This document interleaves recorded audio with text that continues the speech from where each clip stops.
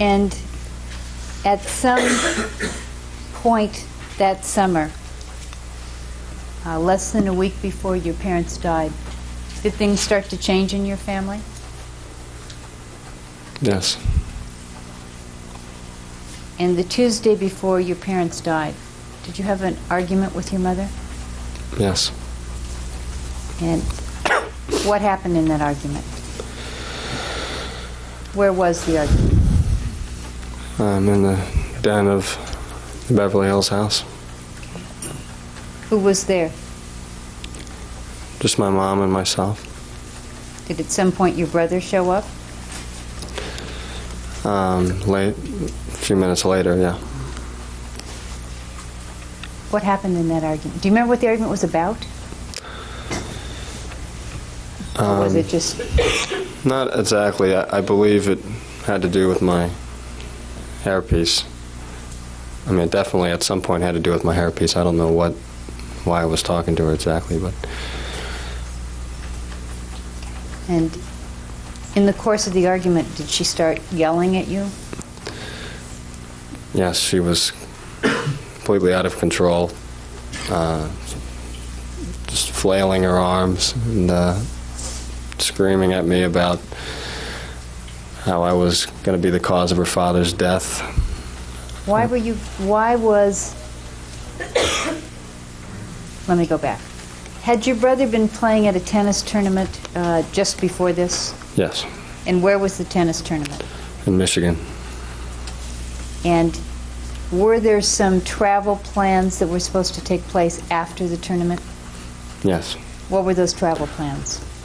The three of them were gonna go visit my mom's dad in Canada. Who's the three of them? Erik and Mom and Dad. And why were they going to go visit your mom's dad? Because my mom said that he was very ill and possibly dying, and that this might be the last time she had a chance to see him. And did they end up going to Canada to see her father? No. What happened that they didn't go to Canada? My brother lost earlier in the tournament than my dad had expected. He was furious. Who was furious? My father. And decided he wasn't going to Canada. And to hell with my mom's dad. And so he made arrangements to fly back. And why didn't your mother just go on to Canada with Erik? Were you told why your mother didn't go to Canada with Erik? Yes. What were you told? That was because he might have a girl like Louise waiting for him in L.A. while she was with her dad. She didn't trust him. So she wouldn't leave without him. So what did they do? So they all came back early. And did your mom continue to be upset about the fact that she didn't get to go see her dad? Yeah, she was more than upset. She was really as bad as I'd seen her as far as anger. Really blamed myself in a way that it was our tennis that was going to cause her father's death. But you hadn't been the one that lost. It was Erik. Right. But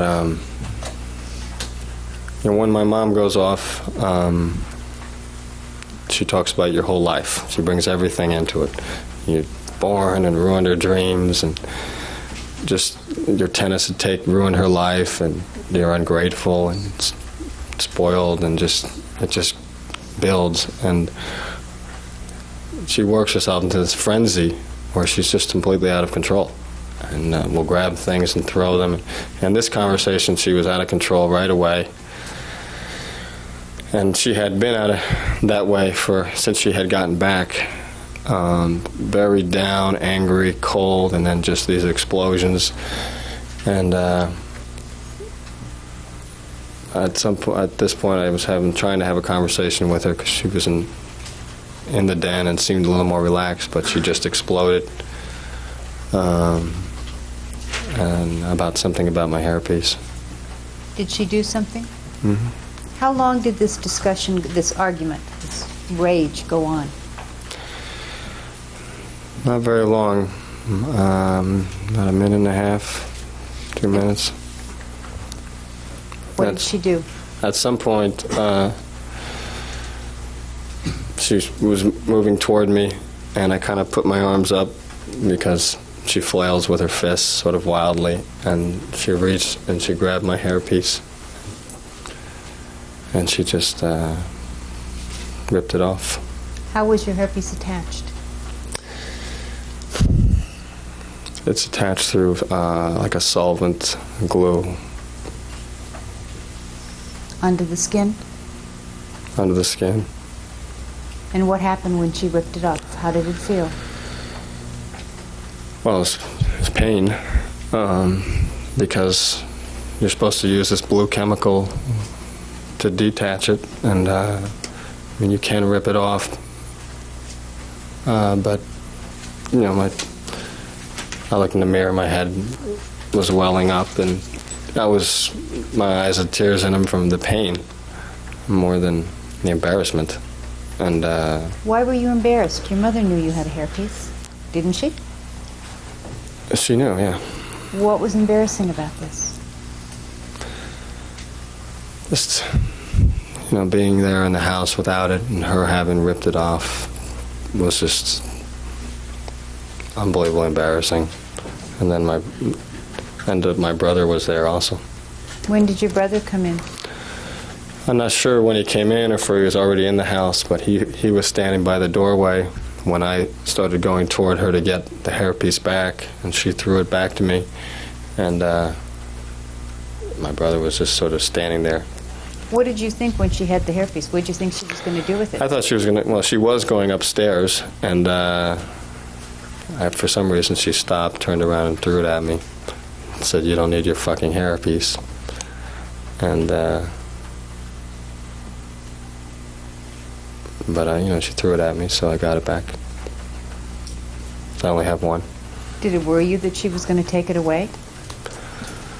Yes, it worried me she was going to take it away. Why? That's just something my mother would do.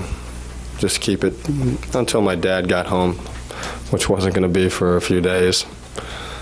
So I was going to go upstairs and try to get it from her if I could. And what happened when you noticed your brother was there? Nothing. I just looked at him and just really in shock over the whole thing.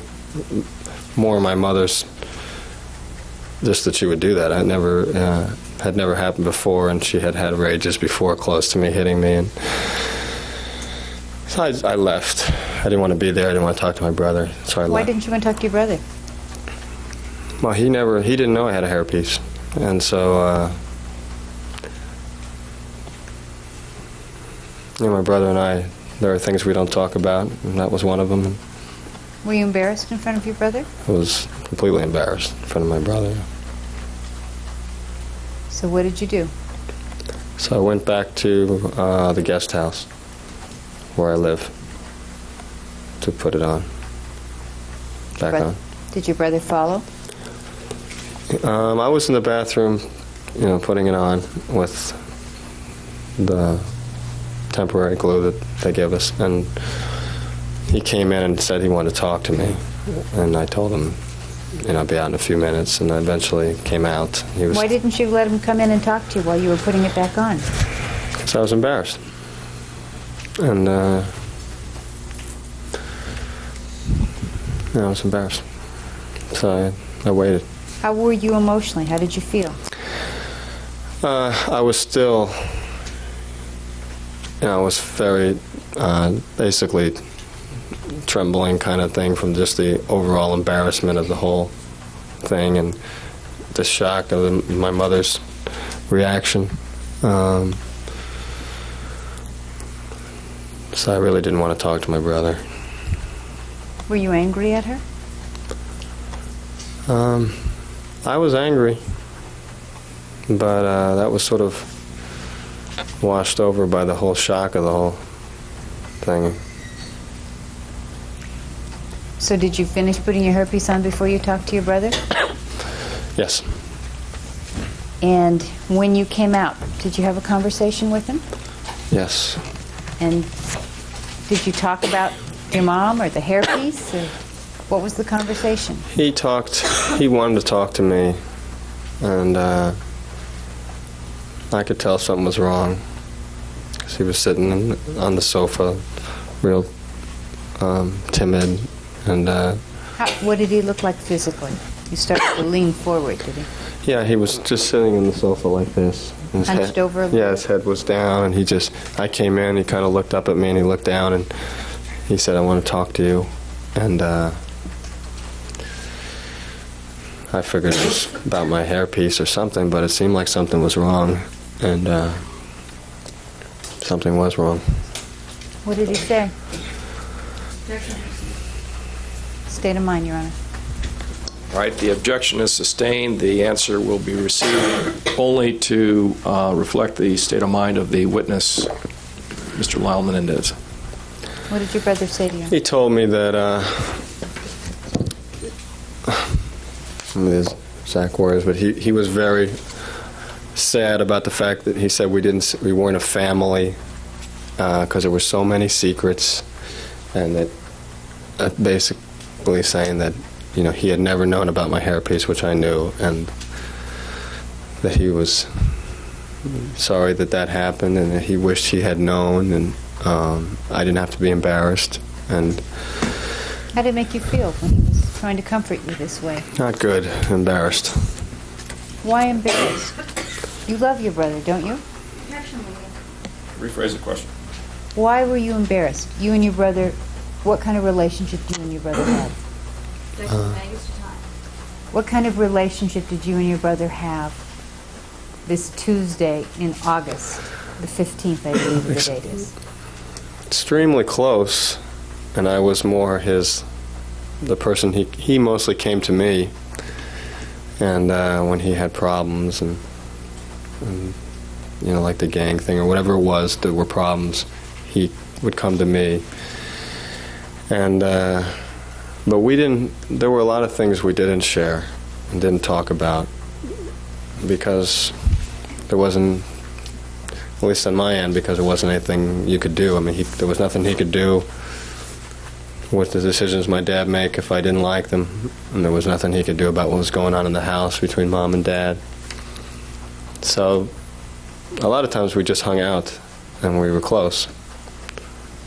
But like he was saying, there were a lot of things that we didn't talk about.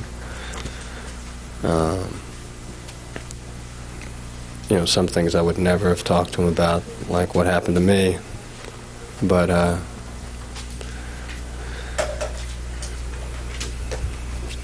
and that's essentially what he told me. He asked, you know, he went on about how we weren't a family and that I was the only person he had. And he asked me to remember back to the time when I confronted my dad about him. And, you know, I remembered. I said yes.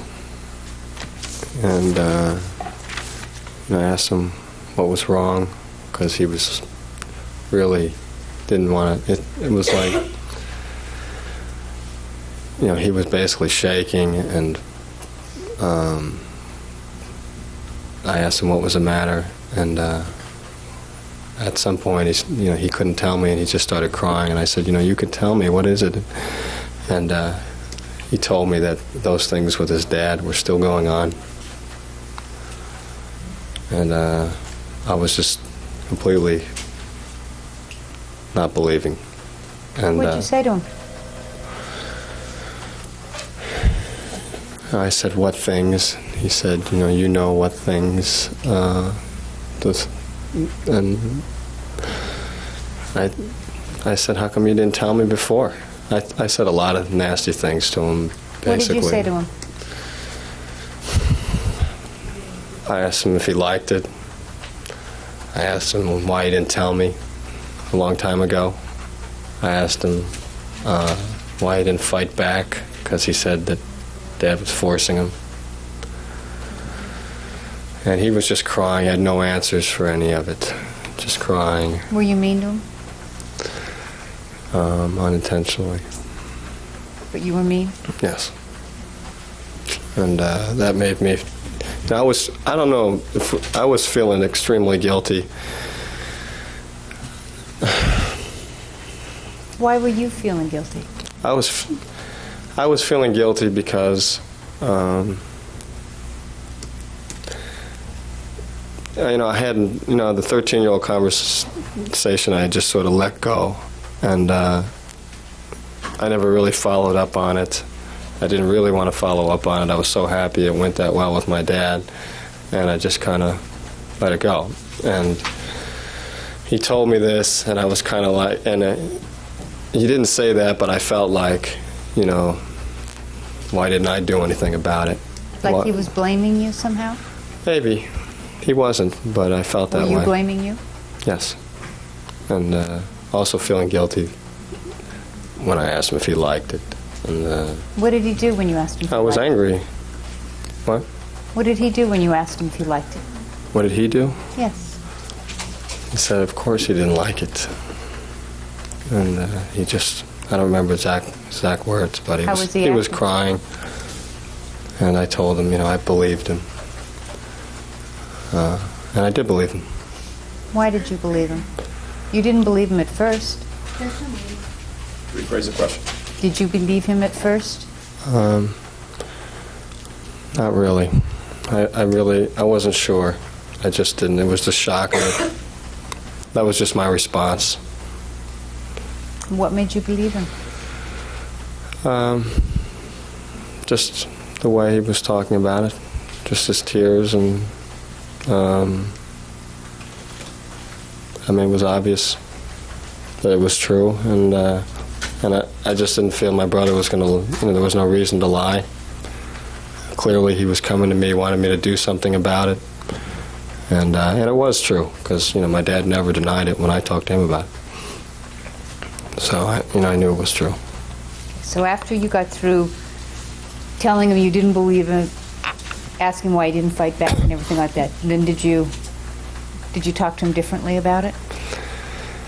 Yes, when he started crying, that was very hard for me, and so I sat down with him and told him to relax and let's talk. And I was very shaky myself, just from the idea that my dad was still doing this, and basically trying to think about what we could do. Did he want you to do something, or did he just want to tell you? Objection, please. Overruled. I got the sense he wanted me to do something. That's why he was telling me for the first time. What did you think he wanted you to do? Help him somehow. He had no answers. He was, at that time he was suicidal. And why do you say he was suicidal? What do you base just that in on? talks with him over the summer, he was very depressed. My dad had been extremely rough with him. I saw my dad punch him.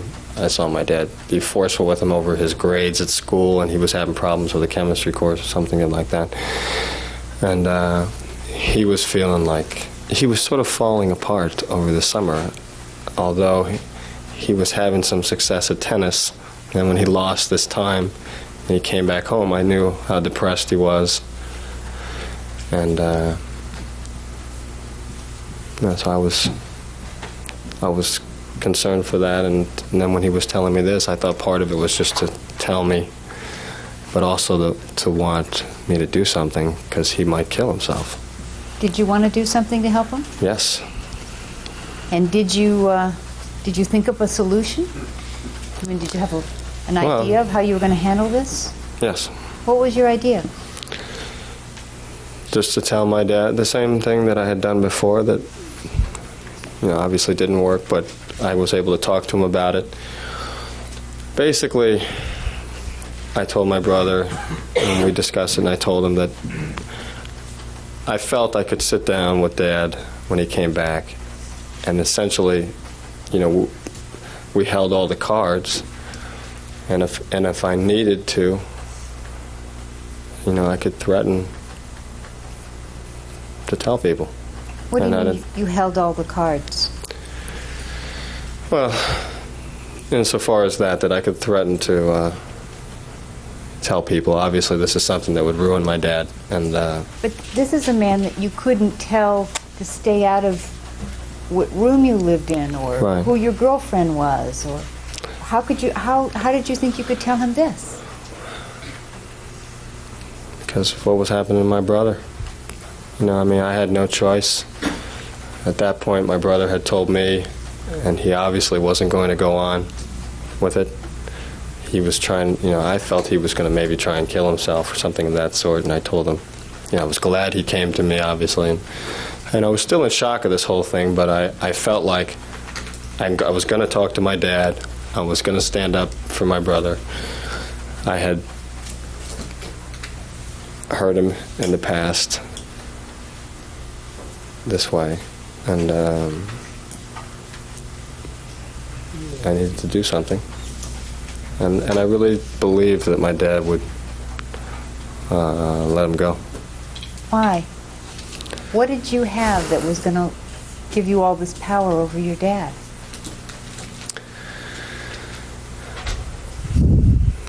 Just really nothing, except for that I knew, and that was enough. Why?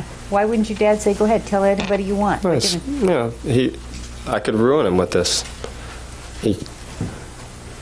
And I thought he would, once he knew that I knew, and I was making him we were going to make a great deal with him. I was going to go in there and just say all we wanted was for it to stop, obviously, and then for Erik and I to go to the same school. And that's it. And, no retaliation, nothing of that sort, no exposing him, which I knew would be his number one concern, really only concern. And he knew I could do that, obviously. He would know that. And so I really felt if I just mentioned it to him that I knew and that it was going to stop, and if I was forceful and I wasn't weak with it, he would have no choice. At least that's what I felt that day. Were you, once you thought about it, were you fairly confident that this would work? We were very confident, much more than we should have been. And my brother seemed relieved, although very nervous about me talking to my dad. And it, started to set in for me that this might not go as well as I hope. But I still felt like, what could he do? Did you feel an obligation to your brother? I mean, why didn't you just say, "I'm really sorry, it's too bad, and I'm headed back to Princeton soon, and I hope it works out"? Why didn't you say that to him? And I would never have said that to him, and he would never expect me to say that, Why? just because we were brothers.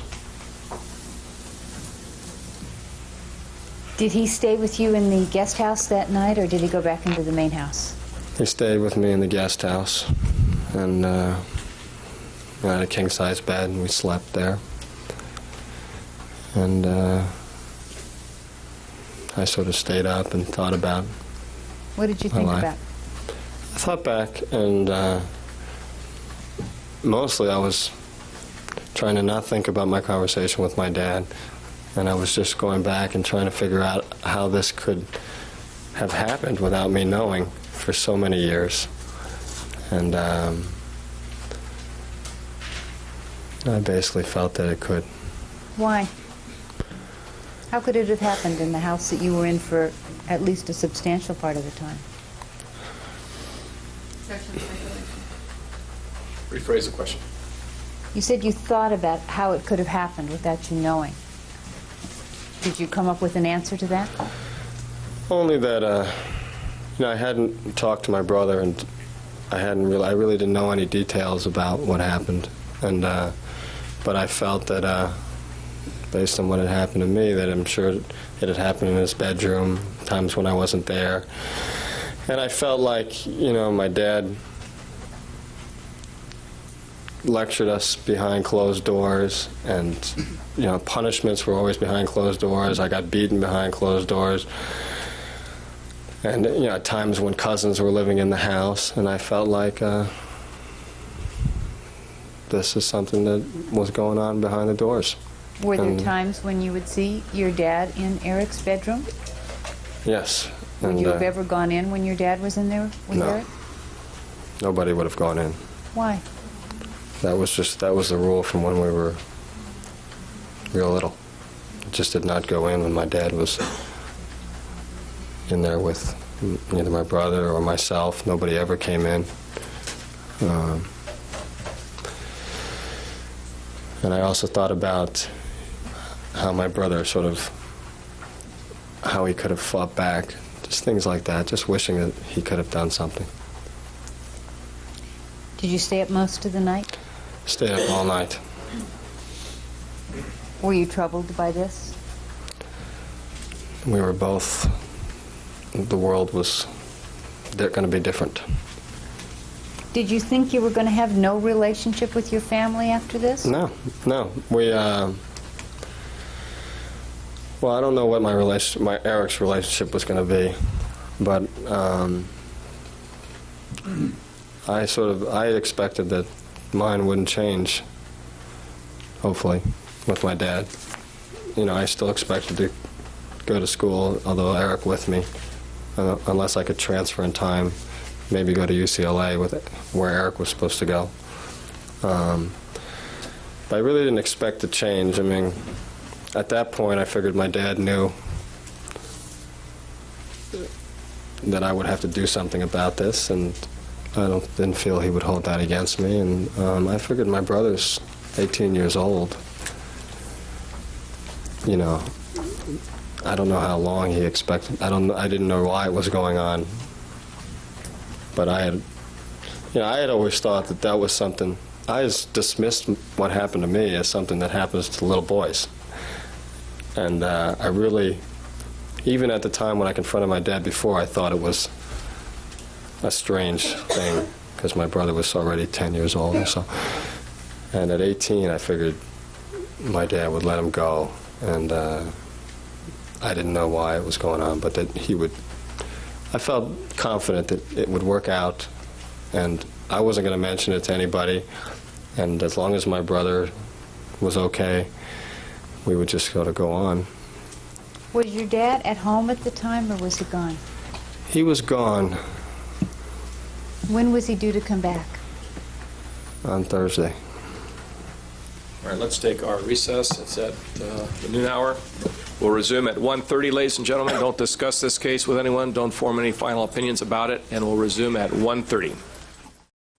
Mr. Menendez, before we broke for lunch, you were talking about Tuesday night, which would have been the 15th of August. You said you stayed up most of the night? All night. And why were you staying awake late at night? Just couldn't sleep. No, because of what had happened with Eric and conversation. Just, he was also sleeping there with me. Did you somehow feel responsible for what had been happening to Eric all that time? Objection leading. What were your feelings about what your brother had told you in terms of your role in it? I felt that I basically I just felt like didn't seem like there was anything he could do, and I tried to think what I would do if what happened with my dad had continued, and it was hard to imagine, but I couldn't get out of my mind what had happened between my brother and I, and so in that way I did feel responsible.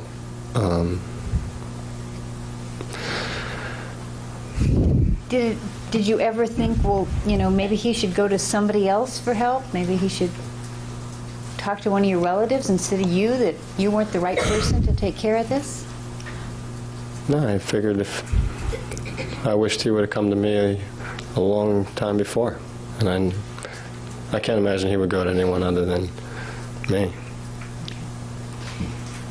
Wednesday morning, or Wednesday during the day, did you spend any more time with your brother? Wednesday morning? Wednesday during the day. Wednesday during the day, we spent that part of the day together. We went to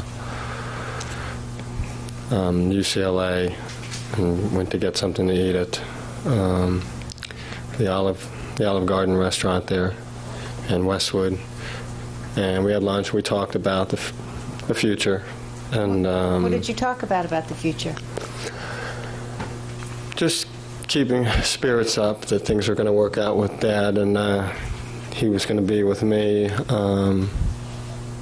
It looked like it was going to be Princeton at first, and his life was going to change, and that was the main thing we wanted. And basically just optimism about the fact that what choice did Dad have, and he was going to be free, and his life was going to change, and that it would be great for me to have him at Princeton, and I'd always wanted to be close to him. And there had been a conflict way back when I wanted Erik to go to Princeton with me, and Dad wouldn't allow that. I wouldn't even let him apply. He didn't want us together. So now we would be together, maybe. Did you talk to your mom at all that day? I talked to her in the afternoon or early evening, and I wanted to get her to maybe... I was starting to feel, even though we had this conversation, my brother and I, felt optimistic. I just felt like, because of my dad's pride, maybe my mom, who seemed to have so much power in the family at that point, she could convince him to let Erik go. Just felt that all those feelings that she had against myself and really my brother at that point in her life, I could use that to my advantage, and she would probably agree, get rid. How could you use those feelings to your advantage? Just, once I told her what the situation was,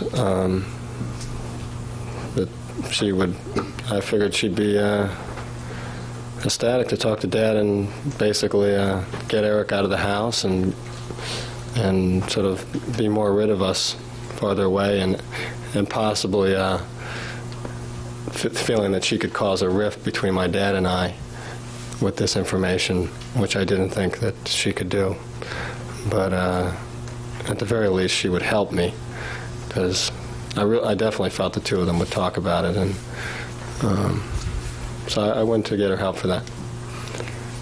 And what did you say to her when you talked to her? I talked to her in her bedroom and just told her. I don't remember. I remember telling her that there were going to be some changes with regards to Erik living in the house, probably, and possibly even going to live with me at Princeton. She wasn't understanding this, and I don't remember the whole conversation, but basically I said that I had to explain, and I said that Dad was doing things to Erik, that I had found that out.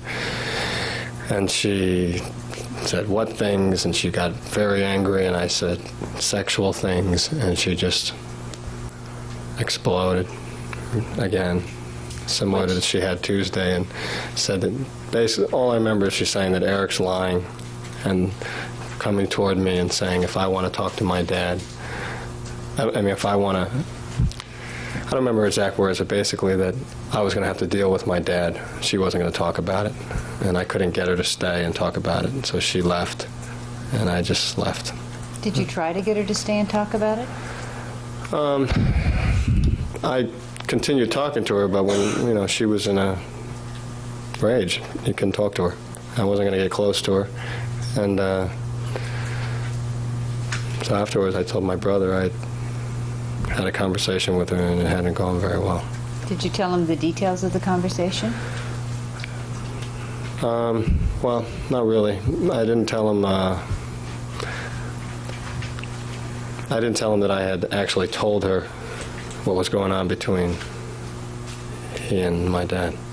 Why didn't you tell him? I felt it was a big mistake, basically, the conversation. And Why did you think it was a big mistake? I thought it was risky going into the conversation. I didn't really want to. I was hoping that it would be helpful, and it turned out to be the opposite effect. And she was angry, and she was clearly going to go talk to my dad now in a different tone than I had wanted her to. And I just felt that my brother would think that it would have been stupid, and very upset that now his mother knew. So you And I basically didn't want him to be angry with me, so I didn't tell him. So you felt you'd made a mistake. Yes, I had. Did you talk to your mother anymore on Wednesday?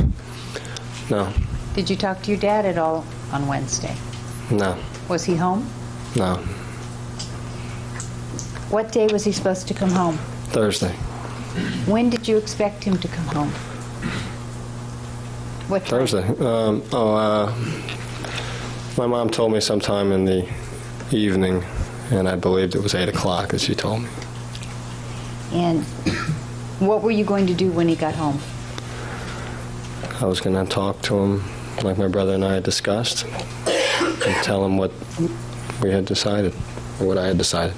Did you do anything to prepare for this talk? Well, I spent that whole evening in the, I'm not sure exactly how long, but I spent many hours in the living room, just preparing notes and taking notes and deciding exactly what I was going to say, writing it out, and then... Why were you preparing notes and writing it out? Well, I'd never really, I did have the conversation before with my dad, but we were much older now, and this is going to be my dad's, like I said, he seemed a little bit, he seemed like a very angry person, and at that point in his life, and I had just great concern that I was going to end up failing in this conversation. I was going to start crying. I had a problem with crying whenever I talked to my dad, not being able to get the words out. And this conversation was so important. And I couldn't let my brother down at that point, and had to go ahead with it, and I was being kind of queasy. And so I figured that the shorter the conversation, the better. The fewer words, the better. And so I wrote it out, and I just trying to make it shorter and shorter and just get across what I wanted to get across. How many times did you write it out and rewrite it? A few times, and cross things out, and just had my notes with me when he came home. And how were you feeling while you were waiting for him to come home? Very nervous, thinking that I was going to screw up. Did he show up at the time that you expected? No, my mother said his flight was postponed. How'd that make you feel? I didn't think she was telling me the truth, actually. So I didn't really feel anything other than that she was lying. I was confused by the time change, and I thought, because I just couldn't think of any reason why the flight would be delayed coming into L.A., and I just thought maybe she hadn't told me the real time, thinking I was going to leave and she was going to get to talk to Dad first.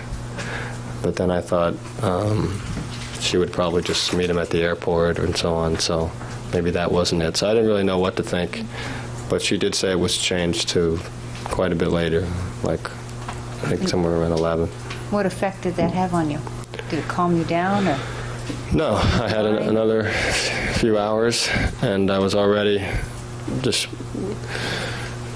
wanting to get into the conversation with him and get through it, and it just made me more nervous. And my brother also called at some point, very nervous. He was in Westwood. We had, he had left the house earlier with the understanding that he would be in Westwood, hanging out until I was done talking to Dad. He didn't want to be in the house. And so he called in to see what happened. I told him nothing. His flight's postponed till real late. So he said he would come back later. And did your dad eventually get home? Yes. And what was his arrival at home like? What do you remember about that? I remember him. I remember the limo arriving, hearing it come in the carport. I remember the bags. I was in the living room, and my mother came into the foyer, and he came in like he always does, kind of like, went over to say hello, Kitty, and like a hurricane, just bags all over the place, and real up in spirits. And he saw me, and I told him right away that I needed to talk to him. And he kind of looked at me, disappointed. What did he do next? He went upstairs. He told me he was going to go change, and he went upstairs with my mother.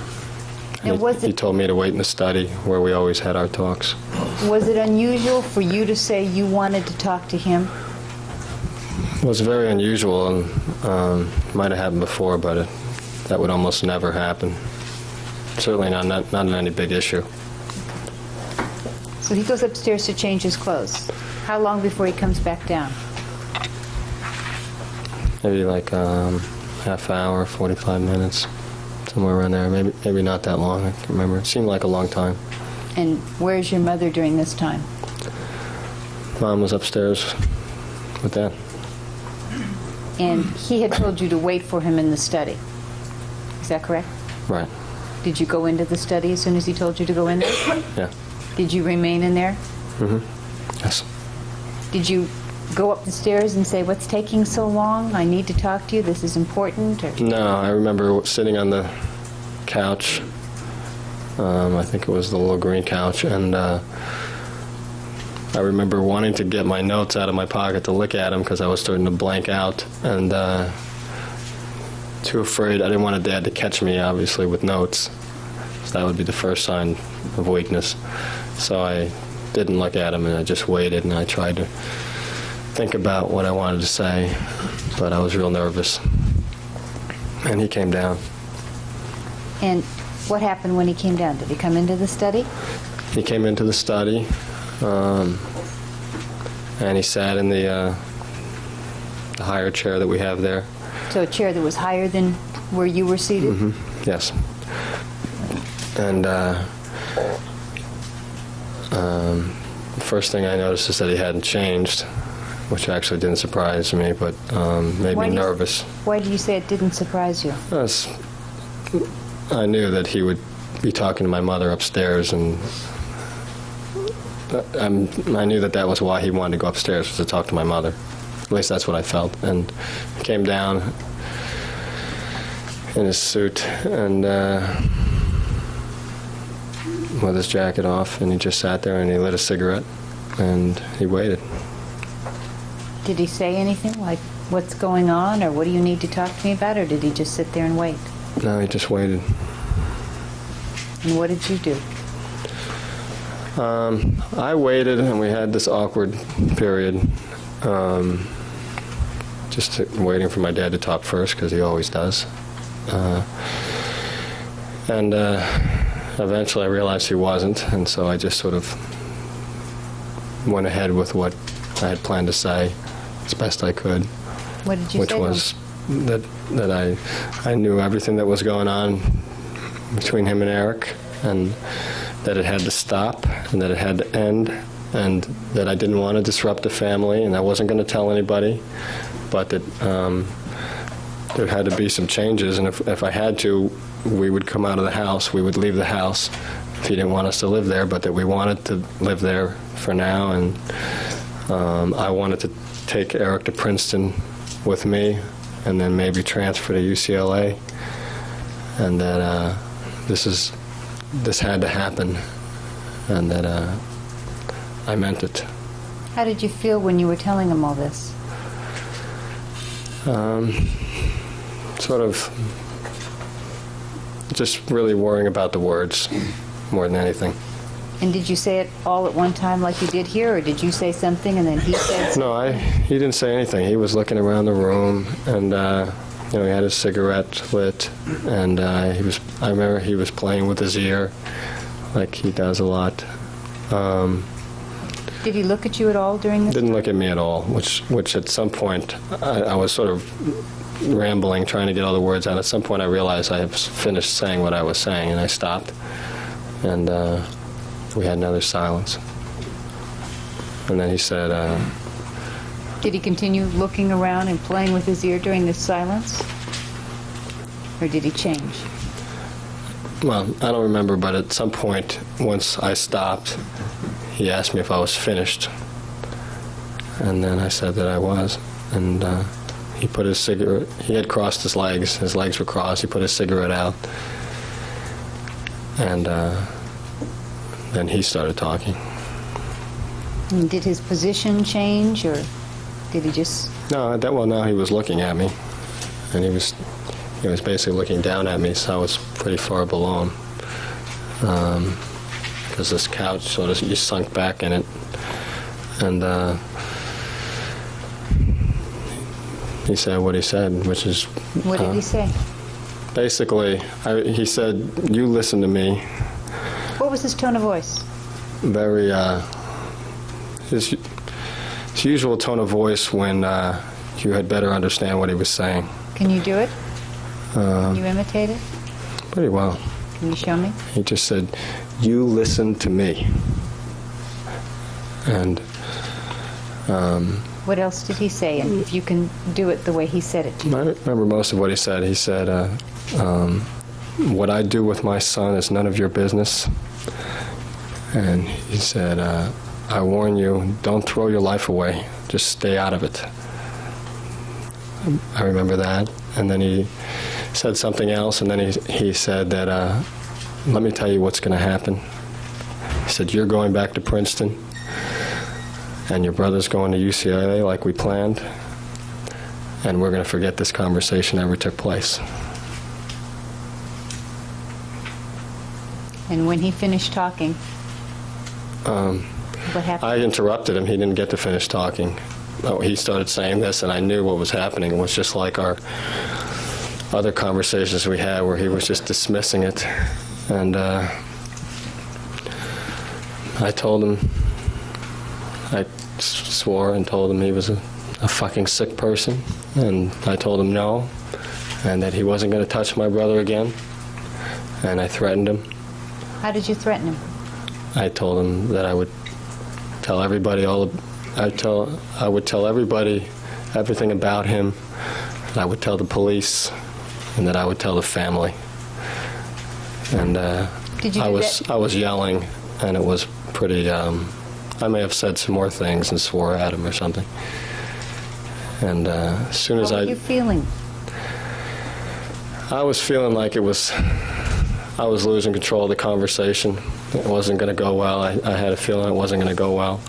And I also was bracing myself for a punch or something physical. And he was, it seemed like he was going to do that when I was saying those things to him. So I don't think anybody had ever spoken to him like that in his whole life. Were you pretty out of control when you were? I was you pretty. Did it on purpose, or had you lost control? No, I had lost control because my brother and I had discussed me not threatening him if at all possible, and I didn't really think that I was going to have to, and I ended up just doing it, and that was a mistake. So you're screaming at him, you're telling him he's sick, and you're going to tell everybody. Right. What's he doing while you're doing this? Well, he seemed like he was going to attack me in some way, or just, I don't know. He was leaning forward. His legs are uncrossed. And that's basically all I remember. And then after I threatened him, his demeanor changed pretty drastically. How did it change? He sort of relaxed. He sat back, and he just sort of looked at me, and that made me stop. Because he seemed so relaxed. What happened after you stopped? Then he said,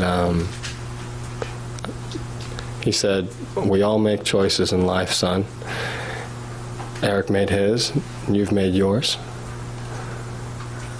And then he just looked at me, and he got up to leave. What did you think? I thought, oh my God, he thinks I'm going to tell people, regardless. I knew what he was thinking, and I told him, I started pleading with him before he left.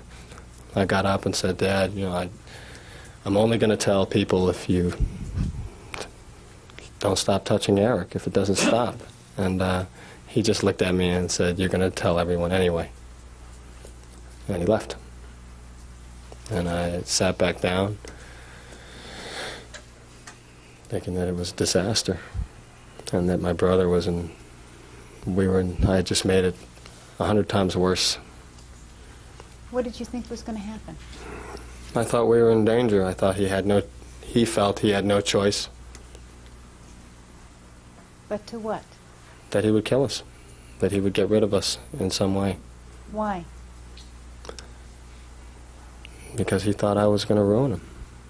And he was going to tell my mother what I said. And I knew immediately what her reaction would be. You can never let that happen to us. And what do you mean to never let that happen to us? What do you mean by that? well, their image was their life. At least that's how I felt, especially about my mother. And I don't know I thought afterwards exactly what my dad was thinking that I was going to do, because I would never have ever told anybody. But I did make that threat, and I think he just felt that maybe my own stuff with him, or I was trying to get revenge or something. Or I'm not sure what he thought. Why do you say you wouldn't have ever told anybody? I would not have done that to him. I would never have told people. It was really an idle threat. I never had thought about telling people. I didn't know who I was going to tell. I wasn't going to tell the police. I wasn't going to tell relatives. I would have taken my brother out of the house before I had this conversation, but I wouldn't have just told people. How long did you stay in the den after your dad left? Not long. I went back immediately. I pretty much, after I thought about the conversation a few minutes, I went straight to the guest house and waited for Erik, and figured he would be coming home. And did you see Erik later on that night? Yes. When was it that you saw Erik? I saw Erik How much after the conversation? not very long. I don't remember how long, but not very long. And I saw him with Mom.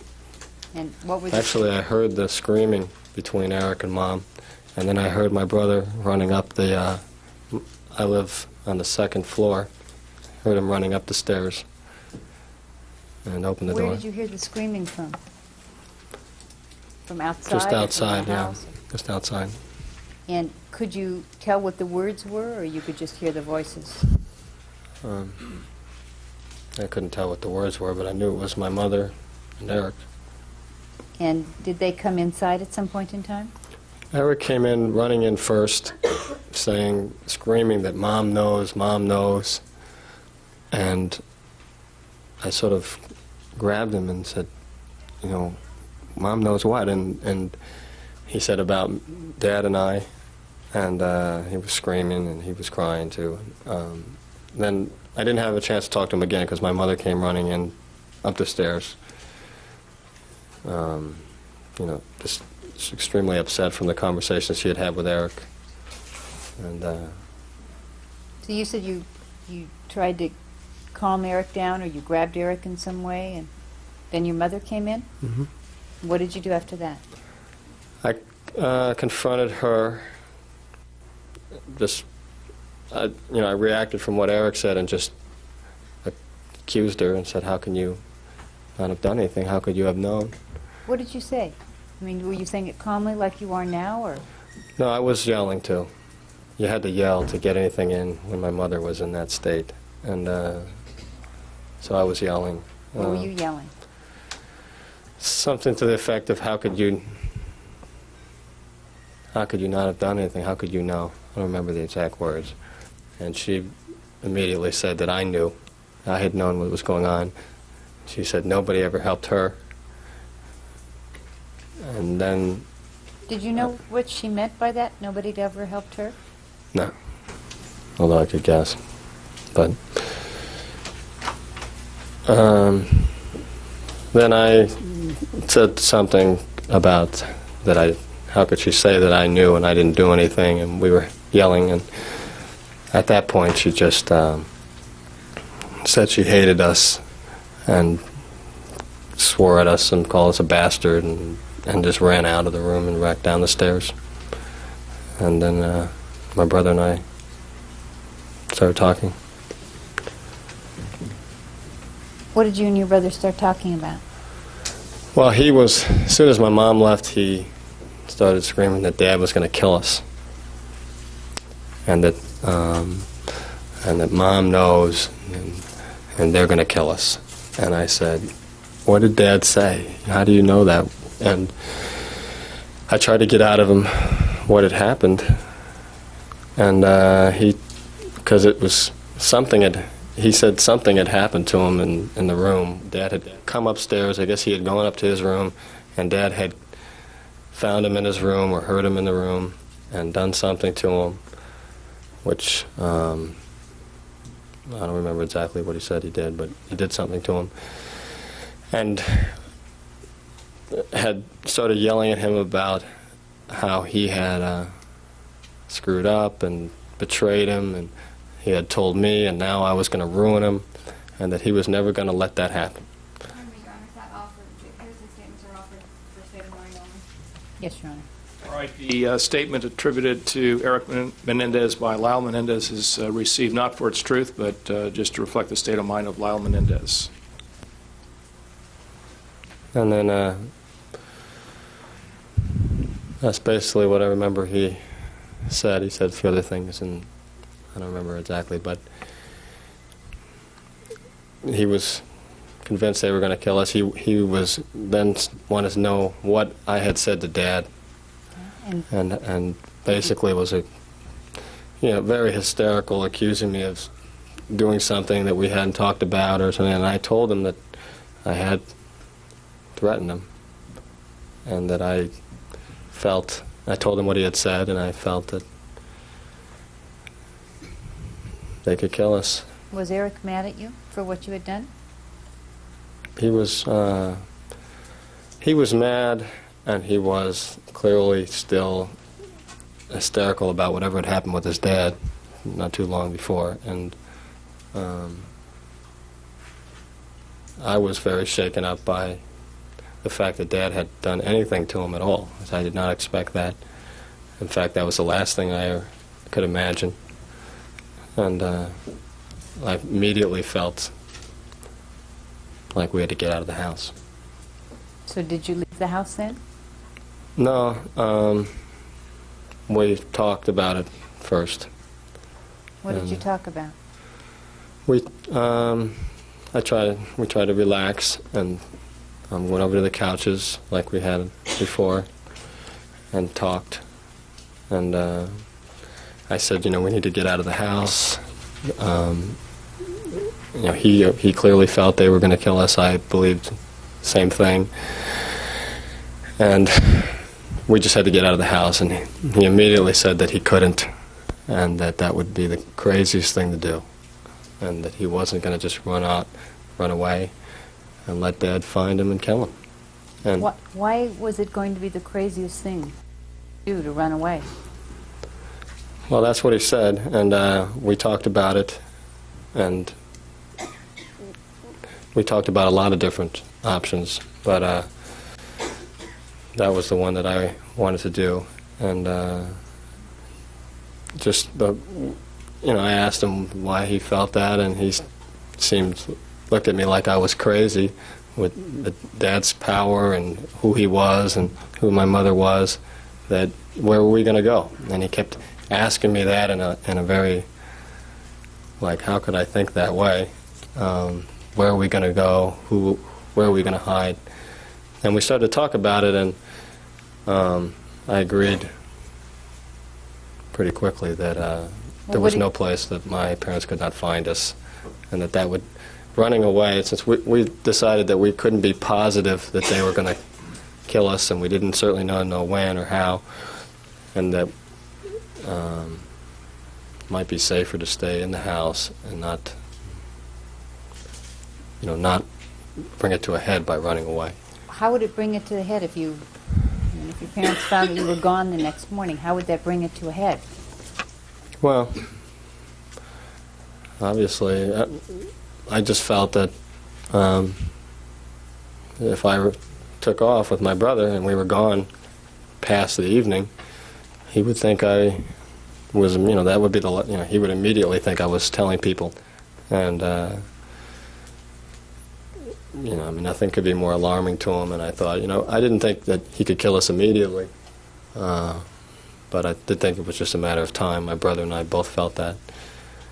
So we talked about other things we could do briefly. Well, what options did you talk about in terms of running away? Did you talk about going to relatives? We talked about telling relatives the situation. Well, actually, Erik mentioned relatives on the other coast, and I told him the closest person I was to that I trusted was Aunt Terry, and almost everything that happened in my life over there, my mom found out, and that I was sure it was Terry, and that was a really bad option. And we really didn't. I wasn't going to go to any of my tennis coaches, and there was nobody that we felt we could go to where we would be safe for any length of time. So we talked about the police, and that was pretty much dismissed right away. Why? We just felt, we could go to the police and explain to them the situation, but what could they do? I mean, they might press charges against my dad, and then we would be through for sure. And then that would be trying to ruin him. And I didn't feel the police could protect us.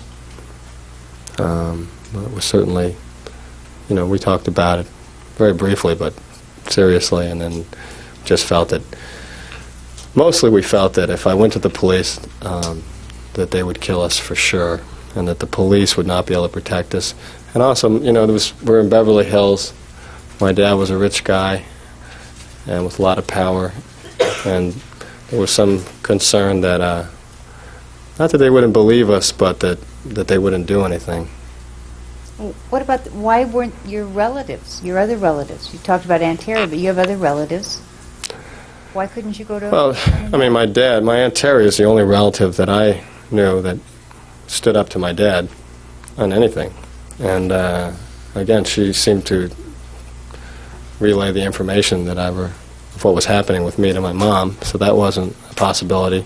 And everybody else was just completely intimidated by my father, looked up to him. Even the men in the family who were the strongest, people like Carlos Peralt and other, the male members, the uncles, came to him for business advice, to look over their dealings, to get his 2 cents. And it just wasn't realistic to say, here we are, we have this problem, this is what my dad's doing, protect us. What about just running away, going and living in a foreign country? Well, we just didn't feel that we could do that. Why? Because we didn't feel that it was safe. We felt that he could find us. My dad flies all over the world. And it was more than that. It was more than just the money and the flying and stuff. It was that I felt my dad had the connections to find us and to get rid of us. And if we ran away, he could do that at his leisure. And, he could just tell a story that we ran away for whatever reasons. People would believe that, and we would disappear. And that seemed like a horrible idea. After we had talked about it, I agreed completely that it was the worst idea and we should stay in the house, where it might be more difficult to just kill us without anyone knowing, and we would at least know where they are. And maybe they would never do it. That was another thing we talked about. And that I hoped. That maybe it wouldn't happen? Right.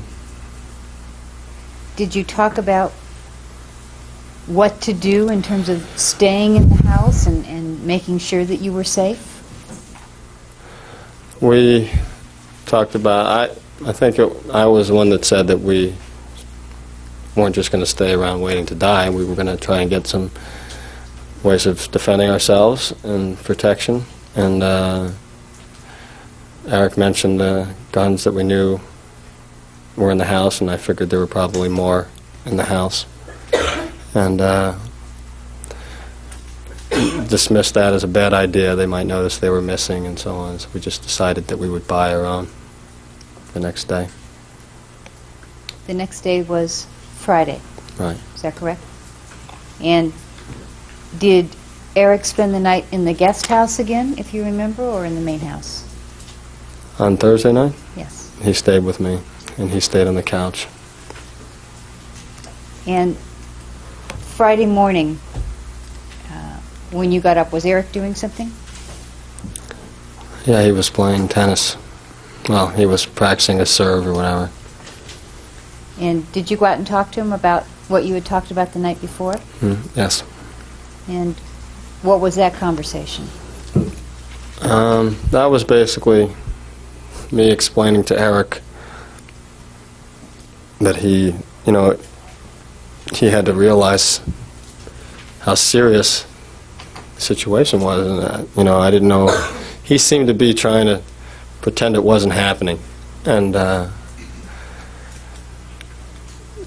was feeling very unsafe, sort of lost, and distant from my dad, and scared, and I was sort of relying on my little brother to some extent, and now he was pretending things were not happening, basically. And I told him, what do you...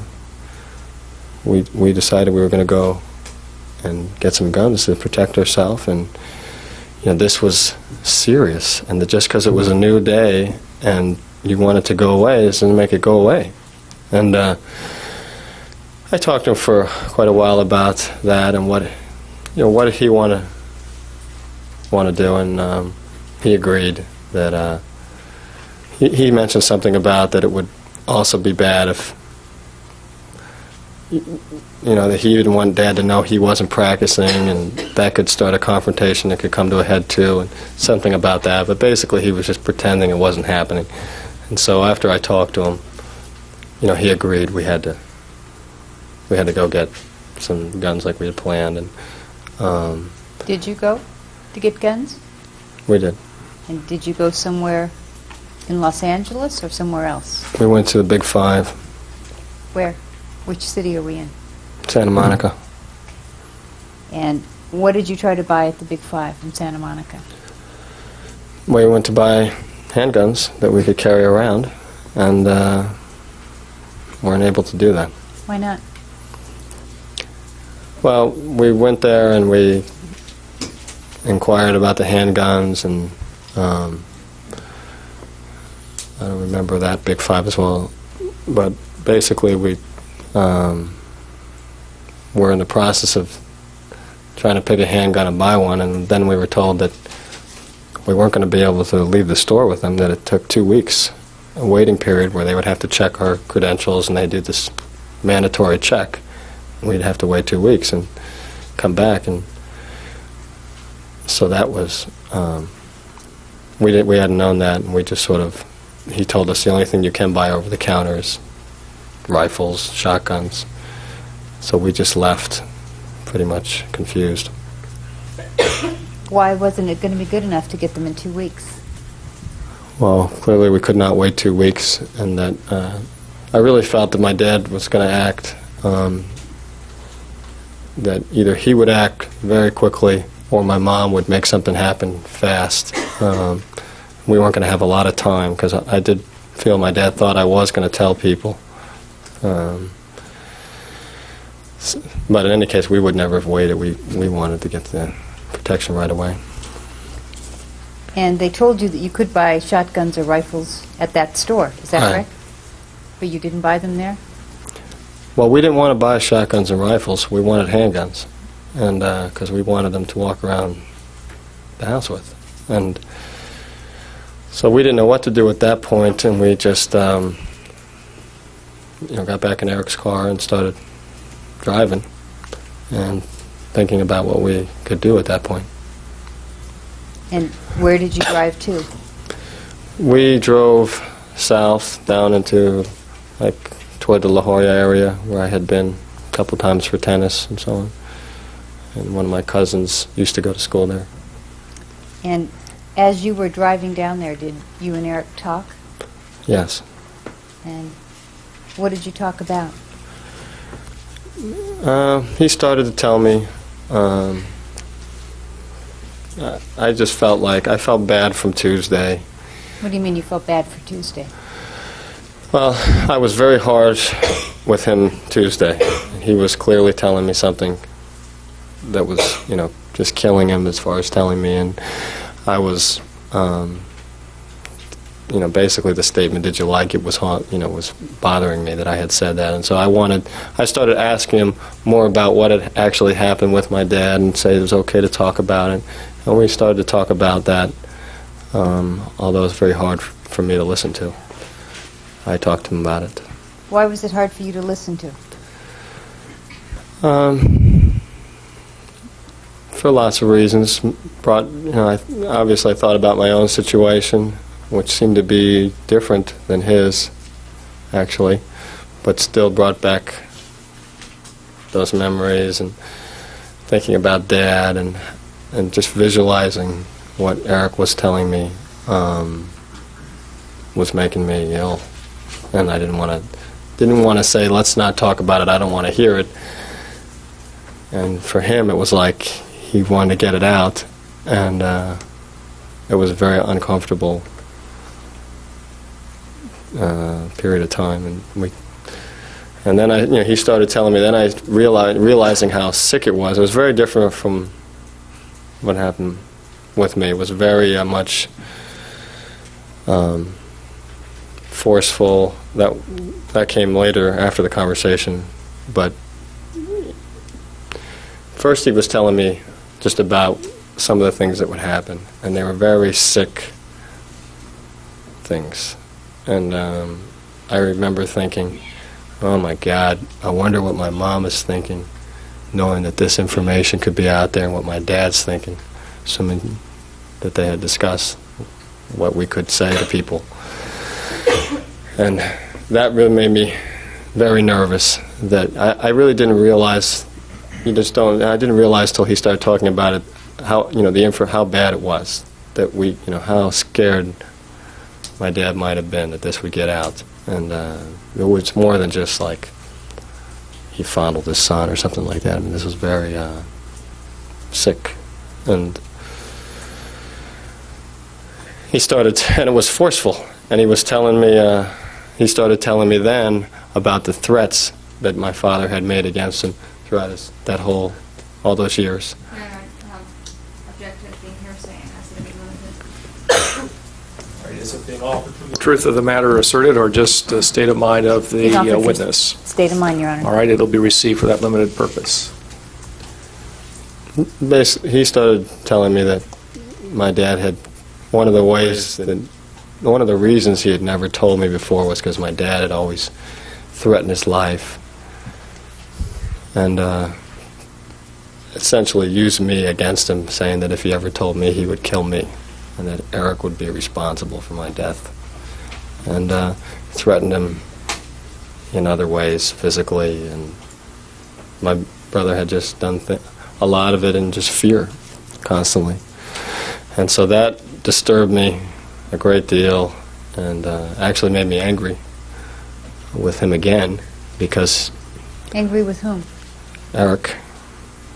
Why? Because, Well, this was the first I was hearing of this, and on Tuesday he could have told me these things, and I felt like, I told him, if he told me these things on Tuesday, maybe we would have done something different. I What do you wouldn't. mean, would have done something different? Well, I certainly would not have just brought up. I would not have had the conversation on Thursday that way, because Conversation with your father? right with my father. Why? Well, the whole point of going Thursday was the idea that he was just going to let. We had all the cards, and obviously Erik knew that we didn't. That my dad was willing to kill over it, and which is something that I probably should have figured out on my own, but I just didn't think about it. Erik had never said anything, and we just sort of went in this fantasy state that it was going to be great. And I think if I had gone back, and I told him Friday that. In an angry way, that we could have just never said anything and tried to figure out another way to get you out of the house.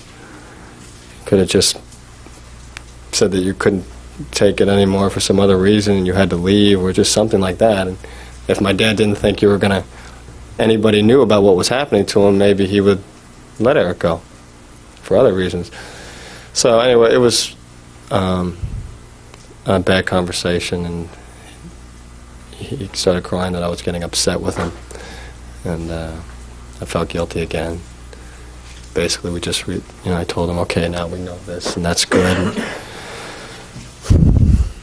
at that point, we thought we should definitely try to get some guns. Did this change the way you thought of your dad? After hearing this information? Thursday changed the way I thought of my dad. You mean the talk? The talk and what happened to my brother afterwards, and in fact Tuesday changed the way I thought of him, but Thursday, him basically threatening my life, going to that extent, really confused me.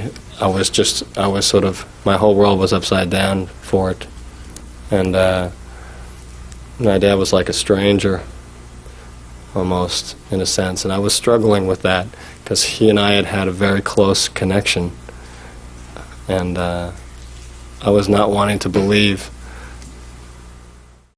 that he would kill me over my brother, and I think he was probably wrestling with the same thing, like, why was I going to throw it all away just for Erik and ruin him? And so I was wrestling with these things in my mind, but mostly I felt like, this guy is more violent, dangerous than I knew, and that if he could do this to my brother, he could do anything. Did you end up in a gun store in San Diego?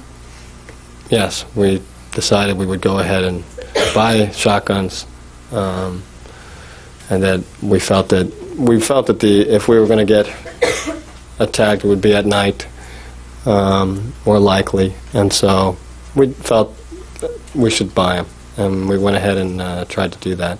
And what happened? Well, we went to a smaller gun store, and there was an older man behind the counter, and they were asking lots of questions, and at some point we had kind of decided on what we wanted to buy, and he was very much into the whole shotgun thing and telling us that it was a great weapon for house protection, and that's what we told him we wanted for. And so at some point we got ready to actually buy the guns. He asked if we had California ID. Did you have a California driver's license? No, neither of us. No, I didn't have one. You're not. I have an exhibit that I've marked as 246. It's 2 pages.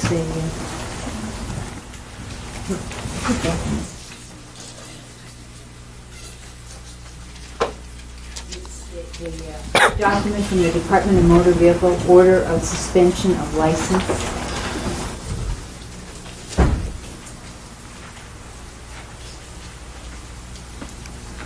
May I approach? Yes. Showing you what we've marked as 246. Do you recognize what that is? Yes. And what is it? This is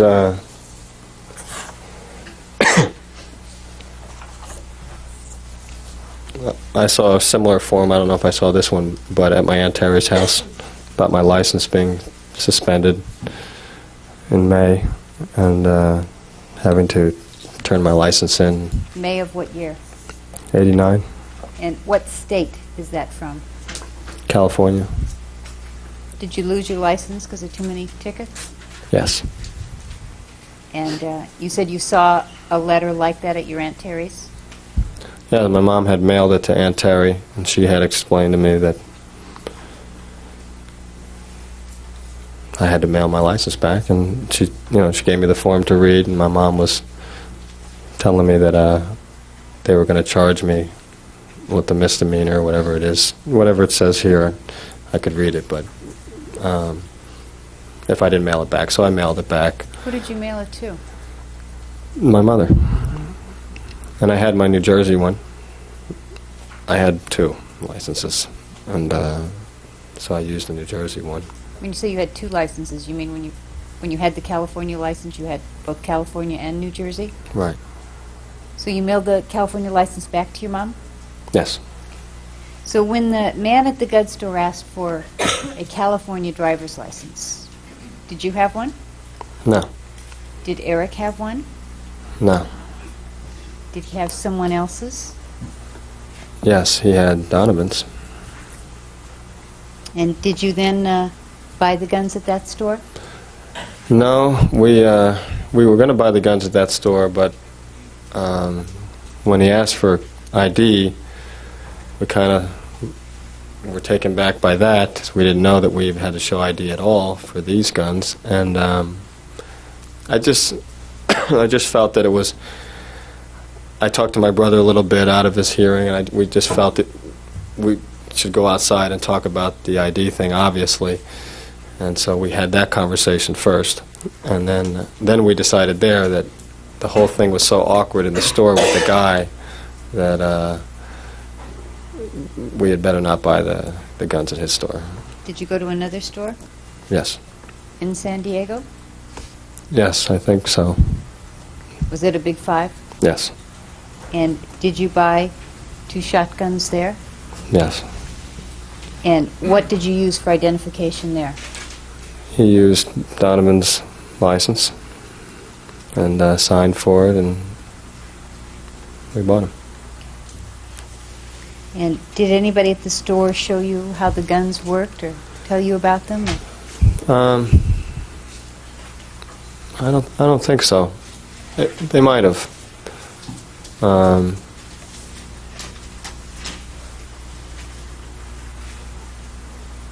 I think the lady showed us just the very basics of it, where the ammunition goes and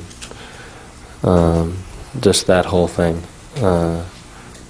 But she didn't have any like shells there or anything. I mean, she didn't really. There was no way to demonstrate it, and there was no. There was no way to show us. But I mean, she did some kind of explanation. But I was mostly wandering around the store, allowing Erik to complete the purchase. It was a long thing. She had a form with different stuff, and we had found out of a phone book. We felt that maybe it should have a local address, since Donovan's address was San Francisco or something up north. And we didn't know if there were going to be further restrictions, like you had to be in that city. We just didn't know the rules. We kept finding out as we went along. So he did the whole form, and it didn't seem to be any problem. And I got a box of ammunition, and Where'd you get the box of ammunition? they had a stack of boxes stacked up in the middle of the place, and I took 1 or 2 boxes, I don't remember, and purchased them separately. Just went in the line myself and bought them. Then did you drive back that evening? Yes. And what happened when you got home? We got home, and my mother came down right away and told us about the fishing trip. What do you mean told you about the fishing trip?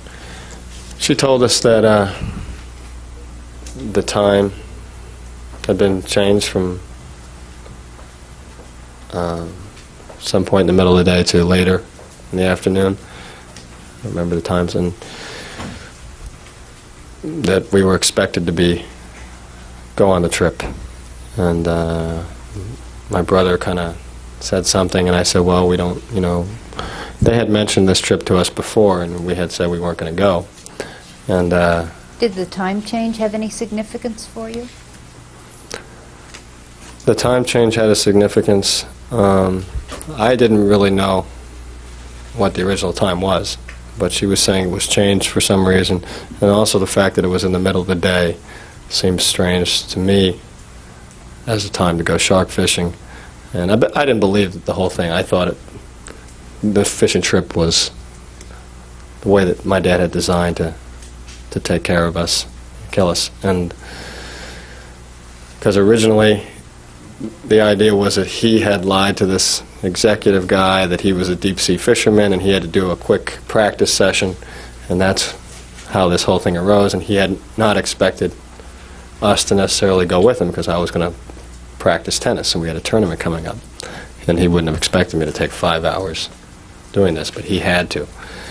And now he wanted us along with him, and so we gave my mom a hard time about it, and she said, well, if you don't want to go, you can go up and talk to your dad. And she was very cold about it, and we didn't want to do that, so we just said, oh, we'll go.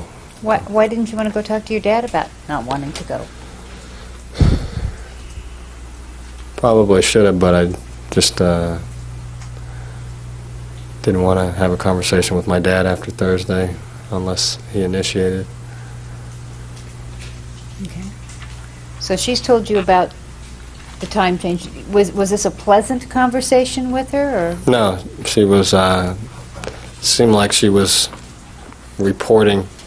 It was like she was sent downstairs to tell us. It was like a message. Why did she come downstairs? Because we had come in the door. And in our house, the door was, it was very noisy. You could hear it close, very loud. And so she came downstairs and gave us that message. And my mom always spoke as if it was my father speaking. Your father says do this, your father wants this, your father thinks this. So that was the kind of conversation it was. But she was she seemed very cold about it. And I couldn't even believe that she would think that I would agree to go on the trip, because it just seemed so completely out of, we had this major crisis in the family, and she was wanting me to go on a fishing trip. Had you talked to your dad at all on Friday? No. Did you see him at all on Friday? No. After you had the conversation with your mom about the fishing trip, what did you do? My brother and I talked about the trip, and basically felt that we clearly could not bring shotguns aboard the boat, and we basically didn't know what to do. What could we do? So we just decided that we would try and be away and sort of be late and miss it. How did you feel about the idea of going on the fishing trip? Was this just something that didn't sound like a good time, or did you view it? No, we thought that this was how they were going to kill us, and we couldn't be positive, but we were feeling pretty sure, although it had been planned in advance, so we really couldn't be positive. And I wasn't sure how I felt about it, as far as whether I would, say that we just weren't going and demand that we weren't, say we weren't going if the time came, or what. And we didn't think that there was anything we really could do. Again, we didn't want to bring it to a head with my dad. I didn't want to let him know that I wasn't, that I was going to cause problems. I was trying to be low-key and Were you wait. feeling low-key at that time? No, that was a bad night. We wanted to stay he wanted to stay with me in my guest house, and I told him, no, that's going to look bad.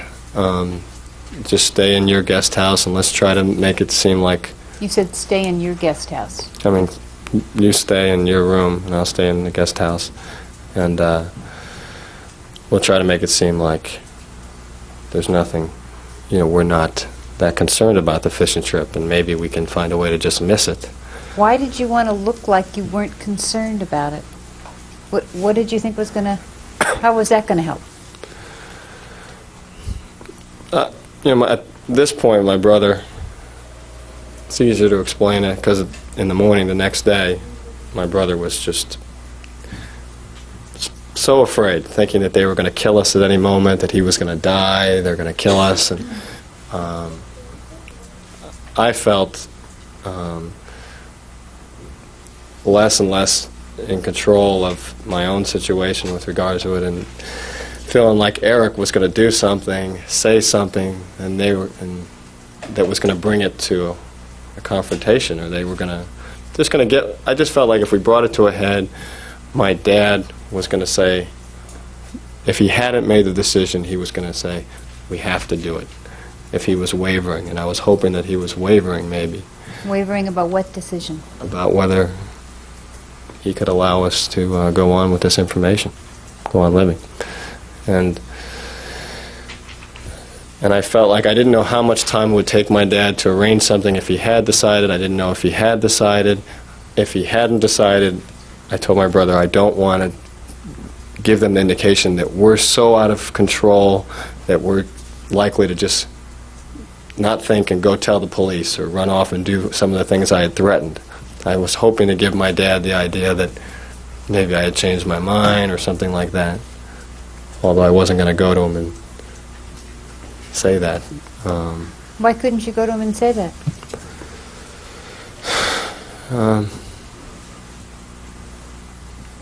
Just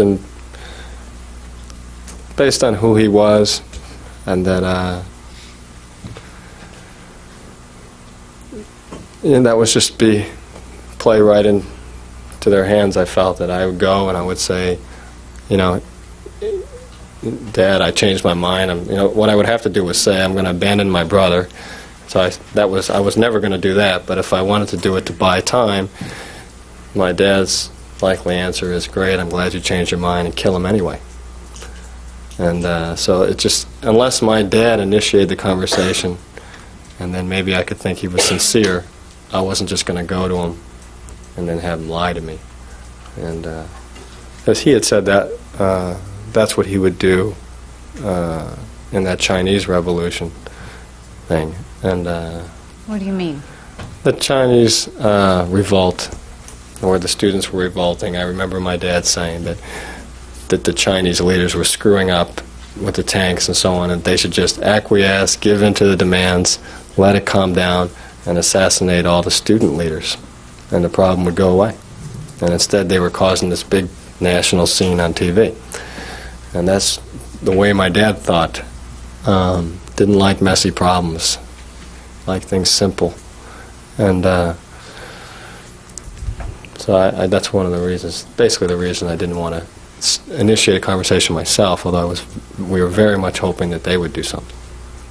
All right, let's take a recess, ladies and gentlemen. We'll resume at 10 minutes after the hour. Don't discuss this case with anyone. Don't form any final opinions about it. We'll resume at 10 minutes after the hour. I sat in his room and I slept where I was, and we had just decided that more than likely, if something was going to happen, it was going to be at night. That's just what we felt. And that was certainly the only real purpose for having the shotguns was for the night, and that's what we were most worried about. And so we just stayed up as long as we could while still getting some sleep. And we figured after a certain time then we were probably safe for the evening. So that's why I didn't sleep. Didn't get much sleep. Did you have the gun in your room that night? Yes. Was it loaded? Yes, I kept it in my bed, loaded, every night. When you got up the next day, did you see your dad in the morning? On Saturday? No. I didn't see him until we came back. Did you and your brother go somewhere on Saturday morning? Yes, we left the house sometime in the morning, and we drove. We had talked about the night before that being a little. I had bought the shells separately from Eric, and there was some conversation about it, the concern for whether those shells would actually work in the gun, because I don't know anything about guns, and so we just wanted. It seemed like they fit, but we wanted to make sure. So Eric found a place in the phone book that I guess seemed like there was a lot of different kinds of ammunition and so on, and so we drove out there. Where was it? Do you remember? In Van Nuys. And did you go to the gun store? Yes. And what did you do when you were there? We asked the guy. We told him the kind of gun that we had, and I told him the kind of shells that I had bought, and just asked him a bunch of questions about what he recommended and for protection and so on. And he was also extremely knowledgeable person, and just going on and on about the different kinds of ammunition, and eventually recommended a certain kind, and we bought that. Did you stay away from home most of the day? Or did you... We stayed away from home so that we could miss the trip, and which was most of the day. In fact, it was pretty much all day, and we got back like sometime around 4 o'clock, I think. Not exactly sure, but late. What time were you supposed to be back to go on the trip? At 3, I believe. So were you intentionally late? Yes, we were intentionally late, and I didn't want to be too late, but I wanted to be late enough to miss the trip, and I knew that my dad had arranged this trip, and he had to do it, assuming he wanted to, something unusual wasn't planned, and so we showed up, and they were still there. When you said you didn't want to be too late, why didn't you want to be too late? Again, I didn't want to get my dad to think that we were purposely avoiding the trip, and then have him think something strange was going on with us. When you got back to the house, had they left already? No, they were still there. How did you feel when you saw that? I knew it when I pulled in because the cars were still there, and I just kind of pulled in anyway, and I believe my mom immediately came out of the house upset that we were late and let's go, and basically went right back in the house, and they had things arranged, whatever they were going to take, and it was just like a whirlwind of activity, and I never had a real chance to talk to my brother about maybe we shouldn't go or what. Next thing I knew, we were heading for their car to go. Mom was putting everything in Dad's car, and we had some discussion about taking 2 cars. Who wanted to take 2 cars? I wanted to take 2 cars. Why? Just thought it was safer to take 2 cars. And Dad was insistent that we take the 1 car. And did you sometimes take 2 cars when the whole family was going to the same place? Sometimes we took 2 cars, sometimes we took 1 car. Well, neither would be real unusual. But I, again, didn't want to have a problem with him, so I just said fine, and we sat in the back. And what did you think was going to happen on the fishing trip? We felt that the fishing trip was arranged to kill us in a way that nobody could know. Why did you go?